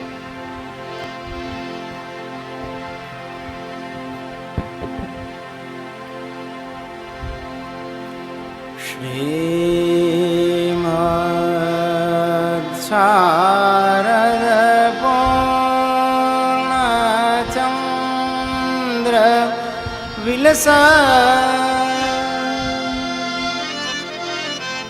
સ્મરાનનં શ્રી હરિમ તુંગે પીઠવરે સ્થિતં પરિવૃતં સદ્ભક્તવૃંદૈર્યથા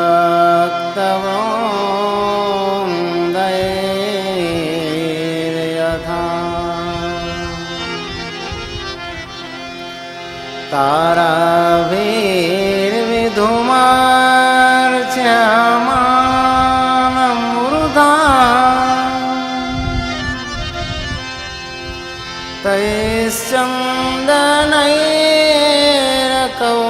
तैश्चन्दनैरकौसुमये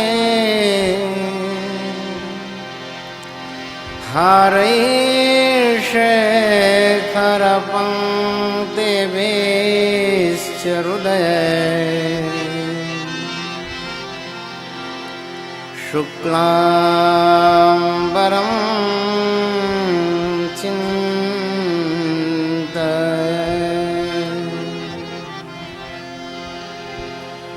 श्रूयतां देवदेवेश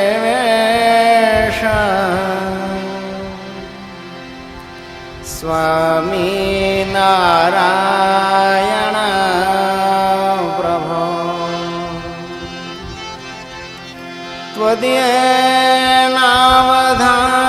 त्वदीयेनावधानेन कथयिष्ये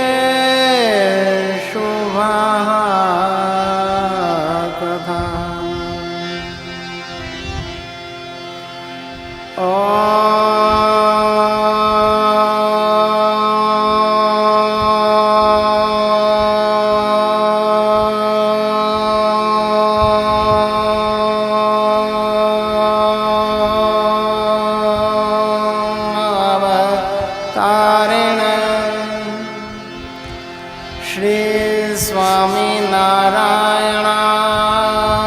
नमो नमः। ओम श्री सहजानंद स्वामिने नमो नमः। ओम श्री हरिकृष्णाय नमो नमः। ओम श्री घनश्यामाय नीलकंठाय नमो नमः। बोलो श्री स्वामीनारायण भगवान की जय। श्री नर नारायण देव की जय। श्री घनश्याम महाराज की जय। श्री राधा कृष्ण देव की जय। श्री राधा रमण देव की जय।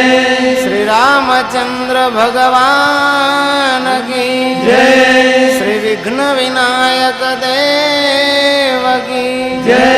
श्री कष्ट भंजन देव की जय। नमः पार्वते पतये हर हर महादेव हर।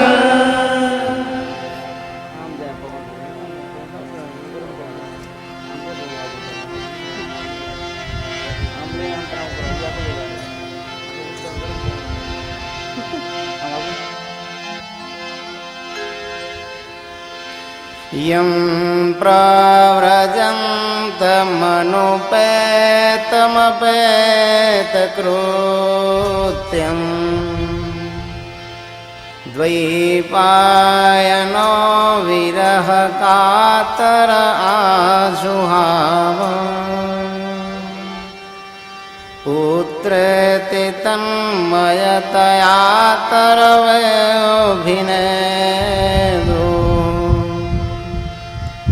तं सर्वभूतहृदयं मुनिमानतोऽस्मि। સુખદેવજી મહારાજ એમનો જન્મ થતાની સાથે જ ભક્તો ઘર છોડી અને ચાલી નીકળ્યા છે. એવા સમયે પુત્રના મોહમાં ભગવાન વ્યાસજી એમની પાછળ હે પુત્ર ઊભો રહે, હે પુત્ર ઊભો રહે એમ કરતા કરતા પુત્રની પાછળ દોટ મૂકે છે. ભગવાન વ્યાસજી છે ને ભક્તો સ્પષ્ટ વક્તા છે. કોઈ લેખક પોતાની ખામીઓ છે ને એ ક્યારેય રજૂ ન કરે. જ્યારે ભગવાન વ્યાસજી પોતાની ખામી રજૂ કરે છે કે હું પણ સંસારી છું, મને પણ પુત્રની અંદર આસક્તિ, પ્રેમ કે મોહ છે. સુખદેવજી મહારાજ એ જ્યારે માતાના ઉદરમાં હતા ને ઉદરમાંથી બહાર આવતા નહોતા. માયાનો ડર હતો કે જો હું જન્મ લઈશ તો પ્રભુની માયા મને આવરી લેશે, આવરણ કરશે અને હું પણ બીજા જીવને જેમ બંધાઈ જઈશ. એટલે ભગવાન વ્યાસજી કહે છે કે દીકરા, તારું નામ સુખદેવ કે પછી દુઃખદેવ?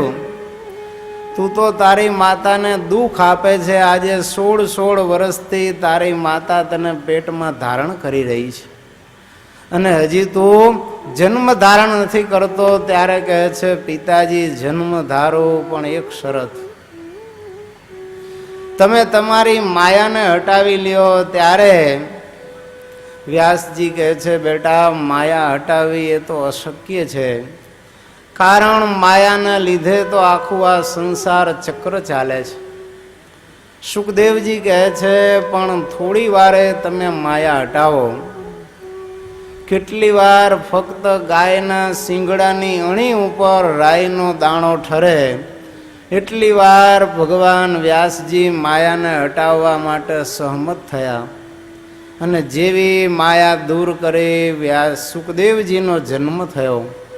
પણ જન્મતાની સાથે જ માયા એને પકડી ન લે ને એટલે ભાગ્યા. એમ કહે છે કે એ સમયે કેટલાય જીવોનો જન્મ થયો અને જે કાંઈ જન્મ્યા એ બધા એને માયા અડી નહીં. સત્સંગી જીવનમાં એમ કહે છે કે 9 લાખ જીવો એ વખતે જન્મ્યા અને એ કોઈને માયા સ્પર્શી નહીં, એટલે બધા ઘર છોડીને સંન્યાસી થઈ ગયા અને 9 લખા પર્વત ઉપર જઈને ભગવદ આરાધન કરવા માંડ્યા. સુખદેવજી વખતના જન્મેલા એ 9 લાખ યોગીઓ 9 લખા પર્વત ઉપર હતા. ભગવાન સ્વામિનારાયણ નીલકંઠ વર્ણી સ્વરૂપે વિચરણ કરતા કરતા જ્યારે 9 લખા પર્વત પાસે પધાર્યા ને, આખા પર્વતને ભરડો લઈને એક વિકરાળ સર્પ છે એ સૂતો હતો. ભગવાને એના ચરણનો સ્પર્શ કરાવ્યો એટલે તરત જ ભગવાનને પગે લાગ્યો અને માર્ગ દીધો. એ સર્પ કોઈને ઉપર જવા ન દેતો. એનું ભગવાને કલ્યાણ કર્યું અને 9 લખા પર્વત ઉપર ગયા ત્યારે 9 લાખ ધૂણીઓ ત્યાં જગતી હતી.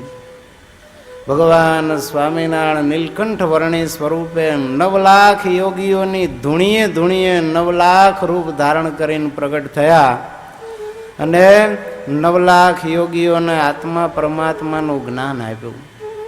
એવા યોગીઓ હતા જ્યારે કાળ એને પકડવા આવે ને ત્યારે જીવને સુષુમ્ના નાડીમાં ચડાવી દે.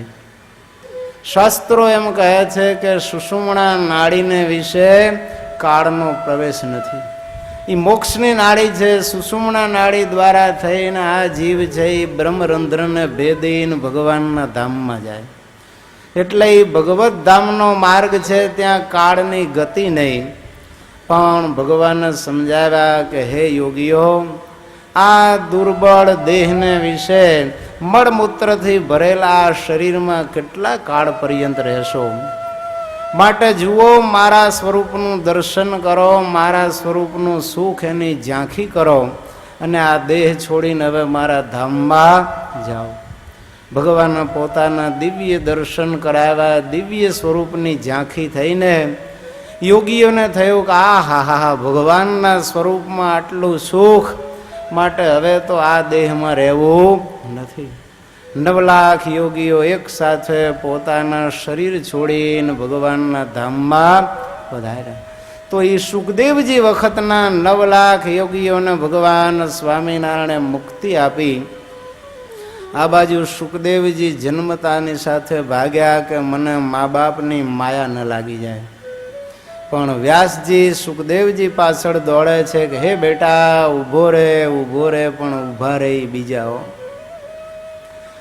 સુખદેવજી તો 16 વર્ષના પિતાજી વૃદ્ધ થાક્યા છે એટલે એમ કહે છે વૃક્ષ અને વેલીમાં રહી અને ભગવાન વ્યાસજીએ અવાજ કર્યો ત્યારે સુખદેવજીએ પણ વૃક્ષ વેલી લતામાં પ્રવેશ કરી અને પિતાજીને જવાબ આપ્યો છે કે હે પિતાજી, તમે આ મારી મોહ માયા છોડો અને ભગવાનના સ્વરૂપમાં વૃત્તિ રાખો. એમ કહે છે કે વૃક્ષો દ્વારા શું ઉપદેશ આપ્યો હશે? તો વૃક્ષો પોતે વ્યાસજીને એમ કહે છે કે સાંભળો વ્યાસજી, અમારે તો તમારા જેવા હાથ પગ નથી, છતાંય અમે અમારા બાળકોને ઉછેરીને મોટા કરીએ, સરસ મજાના ફળ લાગે છે. જ્યારે ફળ આવે ત્યારે લોકો આવીને અમને પથ્થર મારે અને અમારા બાળકોને અમારી પાસેથી અલગ કરી દે, ઝૂંટવી લે. અમારી નજર સામે અમારા જ છાયા નીચે બેસી અને છરીથી કાપીને કે દાંતેથી બટકા ભરીને ખાઈ જાય, તો પણ અમે એ બાળકોની મોહ માયા રાખતા નથી અને ખાનાર ઉપર દ્વેષ બુદ્ધિ કરતા નથી.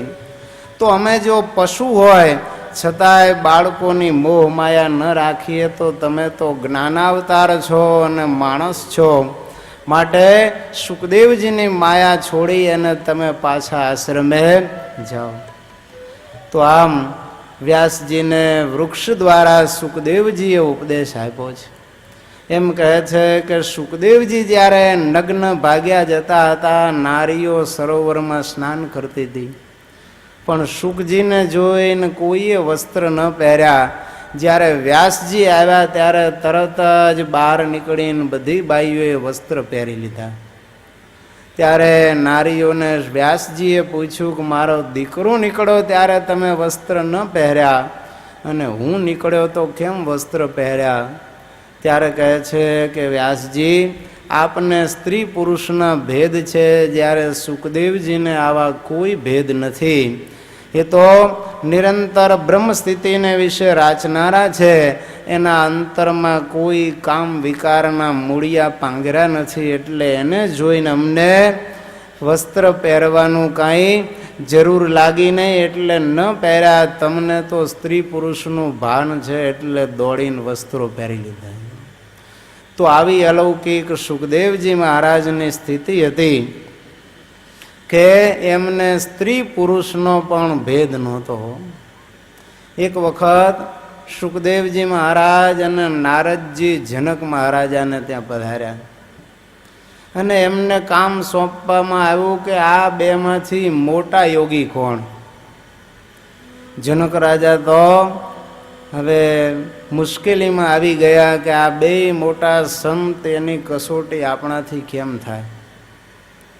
ત્યારે એમના પત્ની સુનૈના દેવી કહે છે, પતિદેવ તમે કાંઈક મૂંઝવણમાં લાગો છો. હા દેવી, આ બંને ઋષિમાંથી મોટા કોણ એની પરીક્ષા કરવાની છે.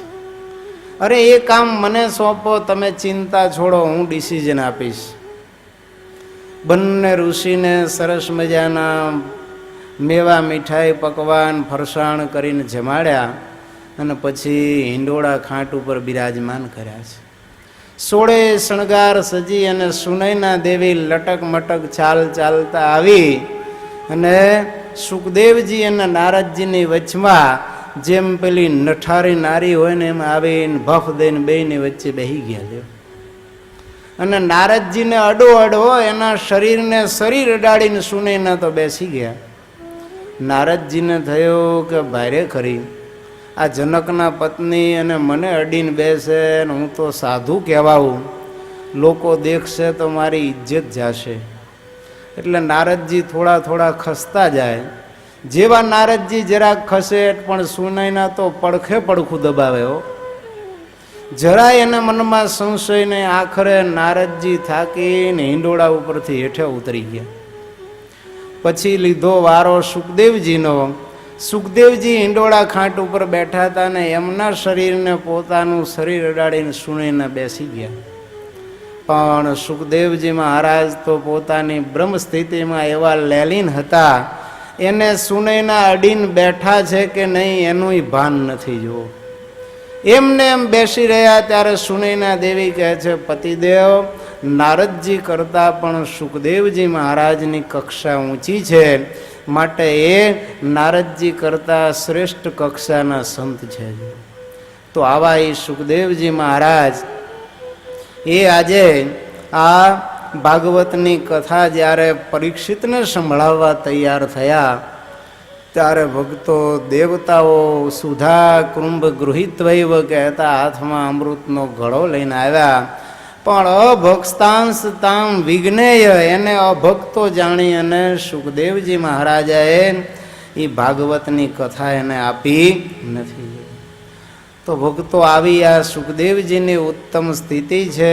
માણસને પુરુષ અને સ્ત્રીનો ભેદ તો ભૂલાય જ નહીં હો.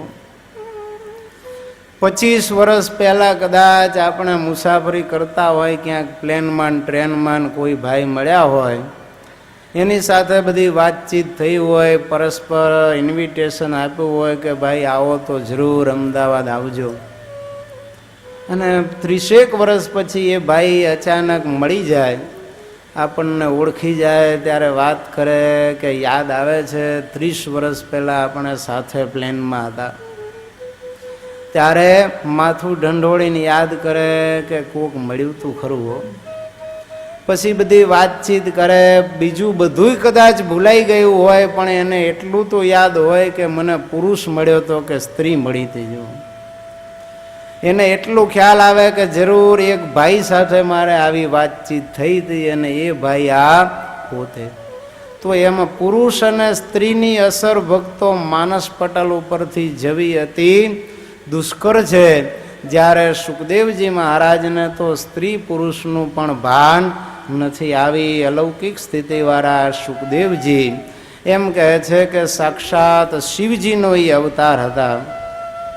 દ્વૈપાયનાથ શુકો જગને ભગવાન એવ શંકર કહે છે ભગવાન વ્યાસજીને ત્યાં સ્વયં સુખદેવજી એ શિવજી જ સુખદેવજી થઈને આવ્યા છે. વ્યાસજીએ પુત્રની પ્રાપ્તિ માટે શિવ આરાધન કર્યું. શિવજી પ્રગટ થયા, માગો માગો, ત્યારે કહે છે તમારા જેવો પુત્ર આપો. દીકરા માટે આમ તો શિવજીનું આરાધન ન કરાય, કારણ કે એના ગણ મોકલી દે તો ભૂત પ્રેત કે પાછા પોઠિયા આવી જાય તો પછી જન્મ્યા પછી એના બધા આચરણ એના જેવા જ હોય, અને જો એ ગણને મોકલ્યા હોય તો હેરાન પરેશાન કરી નાખે. પણ વ્યાસજી કહે છે તમારા જેવો દીકરો આપો, એટલે એમ કહે છે કે સ્વયં શિવજી સુખદેવજી બની અને આ વ્યાસ ભગવાનને ત્યાં પુત્ર રૂપે પ્રગટ થયા છે. તો આવા ભગવાન વ્યાસજી આપણને એમ કહે છે કે શ્રેયસામ યદ ભવે શ્રેય પાવનાનામ ચ પાવનમ કૃષ્ણ પ્રાપ્તિ કરમ શશ્વત સાધનમ ત્વદ અધુના. જ્યારે શૌનકાદિક ઋષિઓ સૂત પુરાણીને કહે છે કે શ્રેયસ્કરમાં પરમ શ્રેયસ્કર હોય, પાવનમાં પરમ પાવનકારી હોય અને ભગવાનની પ્રાપ્તિ કરાવનારું હોય એવું જે કથાનું શ્રેષ્ઠ સાધન એ આપ અમને અત્યારે જ કહો છો. કલ્યાણમાં ભક્તો છે ને આપણે ઉતાવળ રાખવી. આજે લોકોને બીજી બધી વસ્તુઓ તાત્કાલિક જોઈએ છે, ઓર્ડર આપે ને ઘરે હાજર થઈ જાય ને એવી બધી વસ્તુઓ તરત જોઈએ. ઝડપી યુગ થઈ ગયો છે. અરે લગ્ન ન કરતા હોય મા બાપ તો હાથે પ્રેમ લગ્ન કરીને લઈ આવે છે, એમાંય ઝડપ રાખે છે. એમાં ખરેખર ઝડપ રખાય નહીં, ધીરે ધીરે પાત્ર જોઈને પછી મેરેજ કરાય. પણ ભગવાન ભજવાની વાત કરે ત્યારે કહે છે ભજશું, શું ઉતાવળ છે. પણ મુનિઓ સૂત પુરાણી આદિ અને સૂત પુરાણીને સૌનકાદિક ઋષિઓ એમ કહે છે કે એવું કલ્યાણકારી સાધન અમને તરત કહો છો. તો આવી રીતે અધુના વૃત્તિ એટલે હમણાં જ અમારે આ જોઈએ છે એવો ભાવ નથી, એટલે લોકો કલ્યાણથી વંચિત રહી જાય છે. બીજી પ્રવૃત્તિ જેટલી અગત્યની લાગે છે એટલી કથા કોઈ દી અગત્યની લાગી. સવારથી સાંજ સુધી કેટલાય પ્રોગ્રામ ઘડે ટાઈમ ટેબલની અંદર, મંદિરે જઈને કથા વાર્તા સાંભળવીને એ શિડ્યુલમાં હોતું નથી. જો રવિવારે સભા થતી હોય ને તોય રવિવારે પણ સ્પેશિયલ સભાને પણ જીવનમાં પ્રાયોરિટી આપતા નથી. મહેમાનોને મળવાનું અથવા તો કોઈને મળવા જવાના શિડ્યુલ ગોઠવશે, પણ એમ નહીં થાય કે વિશેષ સભાનું આયોજન છે તો ચલો રવિ સભાનું શિડ્યુલ આપણે પાક્કું ગોઠવીને રાખો. અરે ભાગવત કે રામાયણ કે સત્સંગી જીવનની કથા બેસાડી હોય ને કોઈકને આમંત્રણ આપવા જાઓ ને કે આવજો, આપણે જ કથા બેસાડી છે, 7 દિવસની છે, ત્યારે કહે છે કે જન્મોત્સવ કેદી છે અને પૂર્ણાહુતિ કેદી છે, આ પૂછી લે. પછી ખાલી કેવળ મોઢું દેખાડવા માટે કાં તો પ્રાગટ્યોત્સવમાં ને કાં પૂર્ણાહુતિમાં આવે. તો કાંઈ તમે નહીં આવો તો એક એના પિતૃઓના કલ્યાણ અધૂરા નહીં રહી જાય, પણ તમે જો 7 દી કથા સાંભળશો તો તમારું કલ્યાણ થશે. માટે અધુના વૃત્તિ કહેતા હમણાં જ મારે આ કથા સાંભળવી છે એમ નિરંતર ભક્તો આપણે કથા શ્રવણનો ખટકો રાખવો, ખપ જગાડવો. આજ તો કથા સાંભળવામાં જુઓ એમ કહે છે સુત પુરાણી, સાવધાન તયા શ્રુણું કહે છે, સાવધાન થઈને સાંભળો.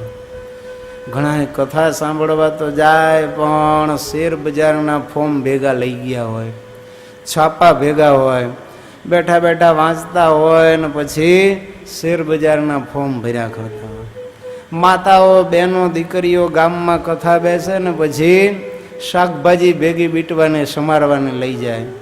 ભરત ગૂંથણ કરતા હોય તો ગૂંથણ કામ પણ સાથે લઈ જાય. પણ એકાગ્રતા રાખી સાવધાન થઈને ભગવાનની કથા સંભાળે નહીં. કાં તો બેઠા બેઠા દિવેટો બનાવતા હોય, અરે ભીંડો સમારતા હોય, એમને એમ કેટલી ઈયળો વાતો કરતા કરતા કાપી નાખે. કથા તો એક બાજુ રહે પણ કેટલાય જીવની હિંસા કરી નાખે. કદાચ જીવતી રહી ગઈ હોય તો પાછા રાંધવામાં બાફી નાખે અને ઈયળને બિચારીને એમને એમ રામ રમાડી દે. માટે આવી રીતે નાન્ય કાર્ય શું લાલસ, બીજા કોઈ કાર્યની અપેક્ષા રાખ્યા વગર કેવળ એક કથા શ્રવણનો જ હેતુ રાખી અને એમ કહે છે કે શ્રોતાઓએ કથા સાંભળવી. વ્યાસ ભગવાન લખે છે કે બ્રહ્માએ એક વખત એક બાજુ ભાગવત મૂક્યું અને બીજી બાજુ બીજા સાધનો મૂક્યા. તો ભાગવતનું વજન બીજા શાસ્ત્રો કરતાં વધ્યું એટલે કડીની અંદર ભાગવતને મોક્ષ શાસ્ત્ર કહ્યું છે. અને બ્રહ્માએ નારદજીને આ ભાગવતની કથા સંભળાવી. ત્યાર પછી ફરીવાર પાછી સપ્તાહ વિધિથી સનકાદિકો પાસેથી એ કથા એણે સાંભળી હતી. ત્યારે સનકાદિક ઋષિ પૂછે છે કે હે સુત પુરાણી, સાંસારિક પ્રપંચથી દૂર અને સદા વિચરણશીલ એવા નારદજીને વળી આ વિધિ વિધાનમાંથી ક્યાં પ્રીતિ થઈ? સનકાદિકો પાસે એને ક્યારે કથા કઈ જગ્યાએ સાંભળી, કેવી રીતે એનો યોગ થયો?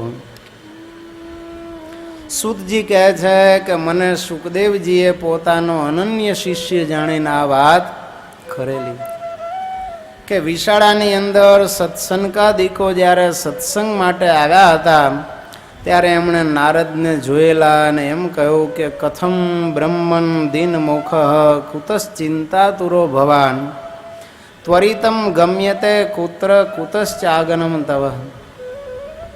કે છે નારદ, માણસનું બધું જ ધન લૂંટાઈ ગયું હોય ને ભિખારી જેવો થઈ ગયો હોય, એવો અતિ આકુળ વ્યાકુળ અને શૂન્ય મનસ્ક તું કેમ થઈ ગયો છે? મુક્ત પુરુષ માટે આવી સ્થિતિ ઉચિત નથી. ત્યારે નારદજી કહે છે કે સાંભળો સનકાદિકો, પૃથ્વીમાં હું પ્રયાગ, પુષ્કરરાજ, કુરુક્ષેત્ર, શ્રીરંગ ક્ષેત્ર, સેતુબંધ, રામેશ્વર, દ્વારિકા આદિ બધા તીર્થોની અંદર ફર્યો, પણ ક્યાંય મને શાંતિ મળી નહીં. કારણ શાંતિ માટેના જે સાધનો છે ને એ જ ભક્તો અશાંતિ ઊભી કરે છે. શાંતિ મેળવવા માટે મહેનત કરે, પણ કળિયુગનું આ પ્રથમ લક્ષણ છે કે શાંતિ મેળવવા માટે પૈસા કમાય, ઘર વસાવે, કીર્તિ મેળવે, પણ એનાથી આ જીવને શાંતિ મળતી નથી. તો આમ નારદજી કહે છે અત્ર તત્ર સર્વત્ર હું ભારત વર્ષના તીર્થ સ્થાનોમાં ઘૂમ્યો પણ ક્યાંય શાંતિની અનુભૂતિ ન થઈ. અધર્મે કલીના મિત્રે આ પૃથ્વીને પીડિત કરી છે. હે મુનિયો, સત્યમ નાસ્તિ તપઃ શૌચમ દયા દાનમ ન વિદ્યતે ઉદરમ ભરીણો જીવા વરાકાહ કૂટ ભાષિણા. કહે છે ક્યાંય ભારતમાં મને હવે સત્ય દેખાતું નથી. આશ્ચર્યની વાતો એ છે કે સત્યનારાયણની કથા પણ લોકો અસત્ય કામ કરવા માટે કરાવે છે. એક ભાઈએ ગોરદાદાને વાત કરી કે બાપા મારે સત્યનારાયણની કથા કરાવી છે. કે છે વડીલ કાંઈ નિમિત્ત ખરું? તો કે હા બાપજી, એક મોટું જહાજ ભરીને એક કન્ટેનર છે ને અહીંથી અમેરિકા મોકલ્યું છે, પણ એ માલ બધોય પાછો આવે છે, માટે હવે મને નુકસાન જાય એમ છે. તો એમ કરો કે માલ એ ડૂબી જાય ને 50 કરોડ મને મળી જાય, એના માટે સત્યનારાયણની કથા કરાવી છે. એટલે ગોરદાદા કહે છે ભલા માણસ, સત્યનારાયણની કથામાં અસત્ય તારે ખોટો વીમો પકવવો છે, આ કથાથી પાકશે નહીં. બીજું કાંઈક કામ તું તારે કરવું હોય તો કર. જ્યાં જુઓ ત્યાં કેવળ અસત્ય અસત્ય અને અસત્ય જ છે. તમે જુઓ, એક વાણિયો હતો, વાણિયો એવો લોભી ગણપતિ દાદાને જઈને પ્રાર્થના કરે છે કે હે ગણપતિ દાદા, તમે જો આ ઉંદરડાને છૂટા મૂકો. આમ જુઓ બીજા બધાના વાહનો કેવા રૂષ્ટપુષ્ટ ને શક્તિશાળી છે, તમારા બિચારા બાંધેલા હાવ પૂછડે પડ્યા છે. ગણપતિ દાદા કહે છે કે પણ તને આટલી બધી ચિંતા? તો કે ચિંતા તો થાય જ ને. તમે જો આ ઉંદરને છૂટા મૂકવાનો તો 1 મહિનો આખો ભાદરવા હું તમને રોજ ગોળના ઘીના લાડુ કરીને જમાડું. શું ગણપતિ વિચાર કરે છે કે વાણીઓ ચમડી તૂટે પણ દમડી ન મૂકે ને 1 મહિનો મને લાડવા ખવડાવે. કહે છે કંઈક હોય કાંઈ નહીં, બસ મને આ તમારા ઉંદર ઉપર દયા આવી એટલે એને તમે છૂટા મૂકો તો ચારો ચરે ને બિચારા તાજા માજા થાય. ગણપતિ કહે છે નહીં નહીં ભાઈ, મારા ઉંદર બરોબર છે નહીં, પણ તમે કહેતા હોય તો બીજું જે કાંઈ કોઈ કરું, પણ ઉંદરને છૂટા મૂકો. શું કામ ખબર છે? કેટલાય 1000 ટન ખાંડ છે ને ગોડાઉનમાં ભરીને રાખી હતી. શેરડીનો પાક ઘણો પાકે એમ હતો. જો ઉંદરડા ખાઈ જાય, શેરડીનો પાક ફેલ જાય તો ખાંડના ભાવ વધે અને વાણીઓ માલમમાલ થઈ જાય. ગણપતિને કહે છે કે તમારા વાહન ઉપર મને દયા આવે છે, છૂટા મૂકો તો મહિનો લાડવા ખવડાવો. એટલે ભગવાન આગળ પણ અસત્ય ચાલે. તમે જુઓ, એટલે કહે છે કે સત્યમ નાસ્તિ તપઃ શૌચમ દયા દાનમ ન વિદ્યતે. દાન ને દયા જેવી વાત જ નથી હો ક્યાંય. ઘણી વખત તમે જુઓ એવું બધું ચાલતું હોય. એક વખત અમેરિકામાં એક નારાયણ કરીને ભાઈ હતા, એ પહોંચી ગયા. કથા વાર્તા સારી આવડતી હશે એટલે ત્યાં જઈને કહે છે કે એક લક્ષ્મીનારાયણ ટેમ્પલ બાંધવું છે, એના માટે ફંડ લેવા આવ્યો છું. ઘણાએ ભલા ભોળાએ બિચારાએ ખૂબ રૂપિયા આપ્યા. પછી તો એડ્રેસ આપીને નારાયણભાઈ આવ્યા ને આલિશાન મહેલ એક બનાવ્યો અને 2 માણસ એમાં જલસા કરવા માંડ્યા. પેલા અમેરિકાવાળા ભગત હશે, ઇન્ડિયા આવ્યા હશે એટલે એડ્રેસ લઈને ગયા કે લાવો તો ખરા ટેમ્પલ તો જોઈ આવીએ.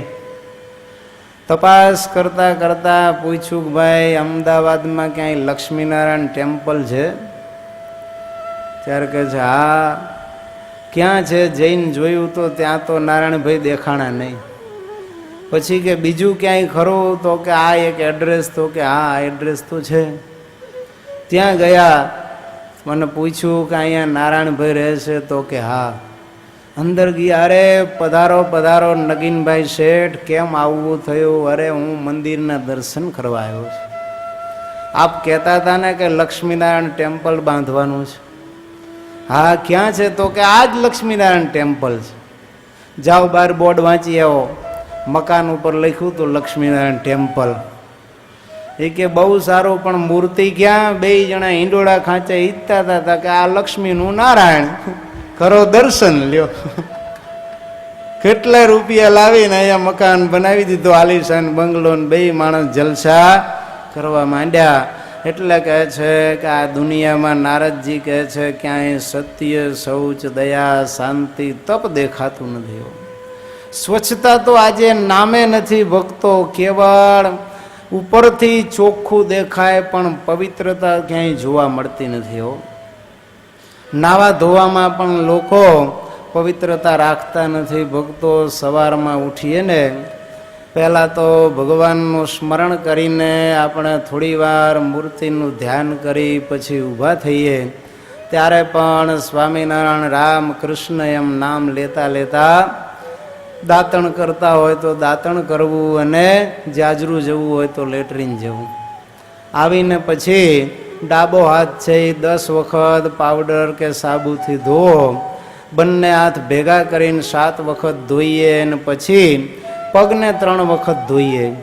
ચોખ્ખા પાણીથી 12 કોગળા કરીએ ત્યારે આપણે સંડાસ ગયા હોય એની શુદ્ધિ થાય, ને ત્યાર પછી દાંતણ કરી લીધું હોય તો સ્નાન કરીએ વસ્ત્રે સહિત. જેટલા વસ્ત્રો પહેરીને સંડાસમાં ગયા હોય એ બધા જ વસ્ત્રો પલાળી નાખવા, અને પછી સ્નાન કરીને કોરા વસ્ત્રથી શરીર લૂછીને બીજા ધોયેલા વસ્ત્રો ધારણ કરવા, અને પછી ભગવાનના પૂજા પાઠ કરવા.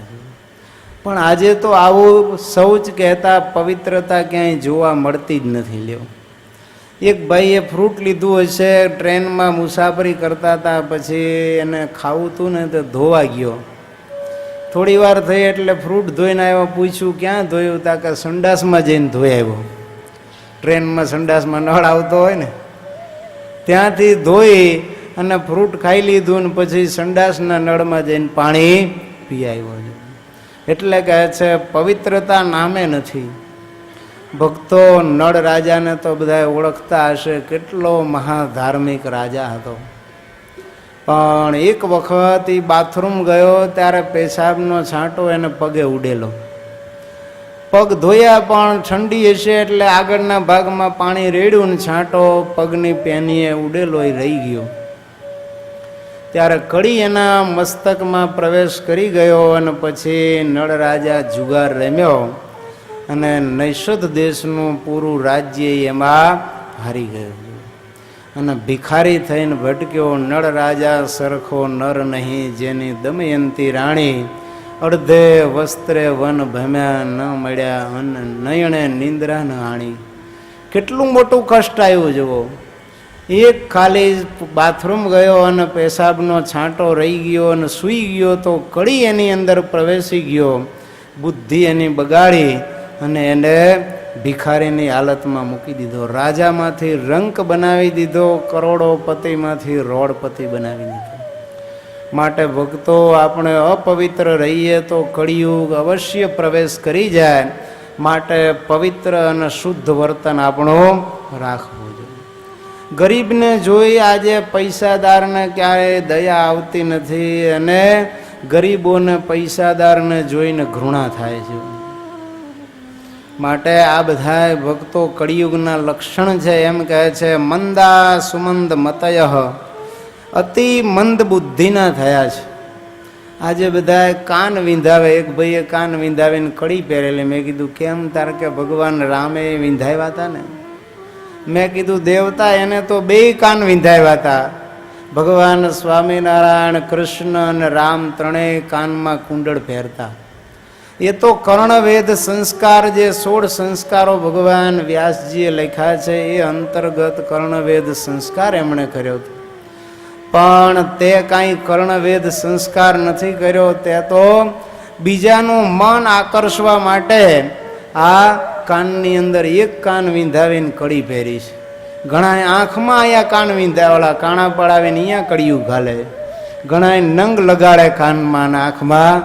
પણ ભક્તો, એ આપણા માટે શોભાદાયક નથી. હો, હજી તો મને એમ લાગે છે કે આમનામ હાલ છે તો પછી બહેનોએ હવે કંકણ કાઢ્યા છે તો ભાઈઓ પહેરવા માંડશે. નાકમાં નથડીએ પહેરતા થઈ જશે આને મંદ બુદ્ધિવાળા કહેવાય. અનુકરણ શેનું કરવું એ ખબર નથી પડતી. સારા સજ્જન ભગવત ભક્તોને જોઈને એના જીવનનું અનુકરણ કરવાને બદલે હીરો અને હિરોઈનના અનુકરણ કરે છે. દરજી ભૂલે સીવતા એટલે કપડાની ફેશન નીકળે, અને વાણંદ વાળ કાપતા ભૂલે એટલે વાળની ફેશન નીકળે. ઘણા આવા વિદ્યાનગરમાં એક વખત છોકરાઓએ નક્કી કર્યું કે આપણે મુંડો કરાવવો છે. તો 5-7 જણાએ એ કાર્ય મુંડા કરાવ્યા. એને એમ કે બધાય કરાવશે, પણ બીજા પછી તૈયાર થયા નહીં હો. તો હમણાં કહું કે હીરોએ જો મુંડો કરાવીને ફરતો હોય તો એને જોઈને કેટલાય મુંડન કરાવી નાખે છે. પણ યાત્રામાં ગયો હોય ત્યારે મોટા તીર્થ સ્થાનની અંદર શ્રાદ્ધ કરવાનું હોય, શરાવવાનું હોય, અને વિપ્રો એમ કહે કે ભાઈ અહીંયા મુંડન કરાવીને પિતૃ શ્રાદ્ધ કે માતૃ શ્રાદ્ધ કરો, તો કહે છે વાળ તો નહીં કઢાવવું, શ્રાદ્ધ કરાવવું હોય તો કરાવવું. જ્યાં શાસ્ત્રીય વિધિ છે ત્યાં મસ્તકમાંથી વાળ નહીં કઢાવે, અને ફેશન ખાતર જો હીરોને જોશે તો વાળ કઢાવી લે છે. માટે કહે છે આ મંદા સુમંદ મંત કહેતા મંદ બુદ્ધિના છે. પાખંડ નિરતા સંતો વિરક્તા સપરિગ્રહ. અને સંતો બધાય પાખંડી થયા છે. કેવળ શિષ્યોની પત્ની, માતાઓ, બહેનો, દીકરીઓના શિયળને હરણ કરવા અને એનું ધન હરણ કરવામાં જ પાગલ બન્યા છે. વિરક્તા સપરિગ્રહ. અને વૈરાગીઓ પણ પરિગ્રહ કહેતા સંગ્રહ કરનારા થયા છે. એક ગામની અંદર એક બાવો ફરતો ફરતો આવ્યો, ઢોંગી દંભી, અને આવી એને પોતાના 5-7 ચેલાઓને રાખીને માંડ્યો જોરદાર પ્રચાર કરવા. મંત્રીને કાંઈક માદડિયા કરી દે, દોરા બાંધે, અને આ તો કાગને બેસવું, ડાળને ભાંગવું, કોકનું તો સાચું પડે. એટલે વળી કોઈને કાંઈક ફળ મળ્યું હોય એટલે આવીને કે એટલે ગામમાં દાખલા દે, જોયું ફલાણાને દોરો બાંધ્યો તો એનો મનોરથ પૂરો થયો.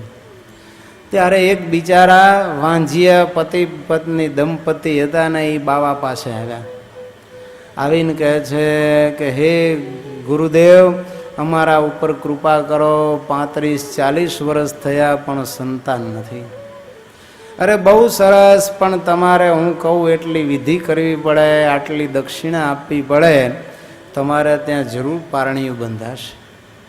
શું કરવું પડે? ત્યારે કે એમ કરો, એક વાંઝિયાની દીકરાનો માથાના વાળ લઈ આવો, એનો દોરો કરીને તમારી પત્નીની કમરે બાંધશો એટલે એને દીકરો થશે. દંપતી બિચારા ભોળા, ખૂબ દક્ષિણા ધરી અને ઘરેથી ચાલી નીકળ્યા. વંધ્યા પુત્ર, વાંઝણીનો દીકરો હોય, એ કે વાંઝણીના દીકરાના માથાના વાળ લઈ આવો, એનો દોરો તમારી પત્નીને કેળે બાંધી એટલે સરસ દીકરો થશે. પણ જોઈજો વાંઝિયાનો સત્પુત્ર પાછો સુપુત્ર હોય એનો દોરો કરજો વાળનો. ભારત આખામાં ફર્યા, ક્યાંય મળે. સ્વામી જેવા સાચા સંત મળી ગયા. એને દંપતીને ચિંતામાં જોઈને પૂછ્યું કે ભાઈ શું છે? કહે છે બાપજી, ઉપાધિનો પાર નથી. એક કામ અર્થે નીકળ્યા છે પણ સક્સેસ થતું નથી. શું થયું? કહે છે વંધ્યા સત્પુત્રના માથાના વાળ જોઈએ છે. સંત હસવા લાગ્યા કે શેના માટે? ત્યારે કે અમારે દીકરો થાય એના માટે. એ કે તમને આ કોણે કીધું? ત્યારે કે અમારા ગામમાં એક બાવાજી આવ્યા હતા, એણે એમ કીધું કે વંધ્યા સત્પુત્રના માથાના કેશનો દોરો તમારા પત્નીની કમરે બાંધે તો તમારે સત્પુત્ર થાય. સંત કહે છે ભલા ભોળા દંપતી, તમે એટલું તો વિચાર કરો કે જો એને દીકરો હોય તો એ વાંઝણી કહેવાય. દીકરો થાય એટલે વંધ્યત્વ તો એનું ચાલ્યું જાય. માટે વાંઝણીના કોઈ દી દીકરા હોય જ નહીં ને એમાંય વળી પાછો સત્પુત્ર ને એના વાળ. આ બાવો દંભી ઠગારો છે, તમને લૂંટી લીધા ને કોઈ દી પાછા એની પાસે ફરિયાદ કરવા જાઓ જ નહીં એટલે ધંધે લગાડ્યા છે. માટે હવે આ બધી માથાકૂટ મૂકો, આના બદલે આ તીર્થ સ્થાનમાં રહીને હરિભક્તિ કરો તો કલ્યાણ થશે. તો આવા પાખંડી દંભી બાવા સાધુ આ સંસારની અંદર નારદજી કે જ્યાં જુઓ ત્યાં ફળે છે. તરુણી પ્રભુતા ગે અને શ્યાલકા બુદ્ધિદાયક કે છે કે ઘરની અંદર નારીઓનું રાજ ચાલે છે અને શાળા છે એ સલાહકાર છે. આ કળિયુગના લક્ષણ છે. કળિયુગની અંદર બેનનું વધારે ચાલે ને ભાઈઓનું ઓછું ચાલે. લગ્નમાં એવો રિવાજ છે કે ચોથા ફેરે જે જલ્દી બેસી જાય એનું હાલે, એટલે બેસવામાં ઉતાવળ કરતા હોય. પણ ઘણીવાર ભલે ને વરરાજા ખટકો રાખીને બેસી જાય પણ કાયમ ઘરવાળા પાસે એને બેસી જ રહેવું જ પડે, ઊભોય નથી થવા દેતા હોય કે ત્યારે ઊભું થવાય. માટે આ કળિયુગનું લક્ષણ છે કે બેસ તો બેસ અને ઊભો થાતો ઊભો થાય. એટલે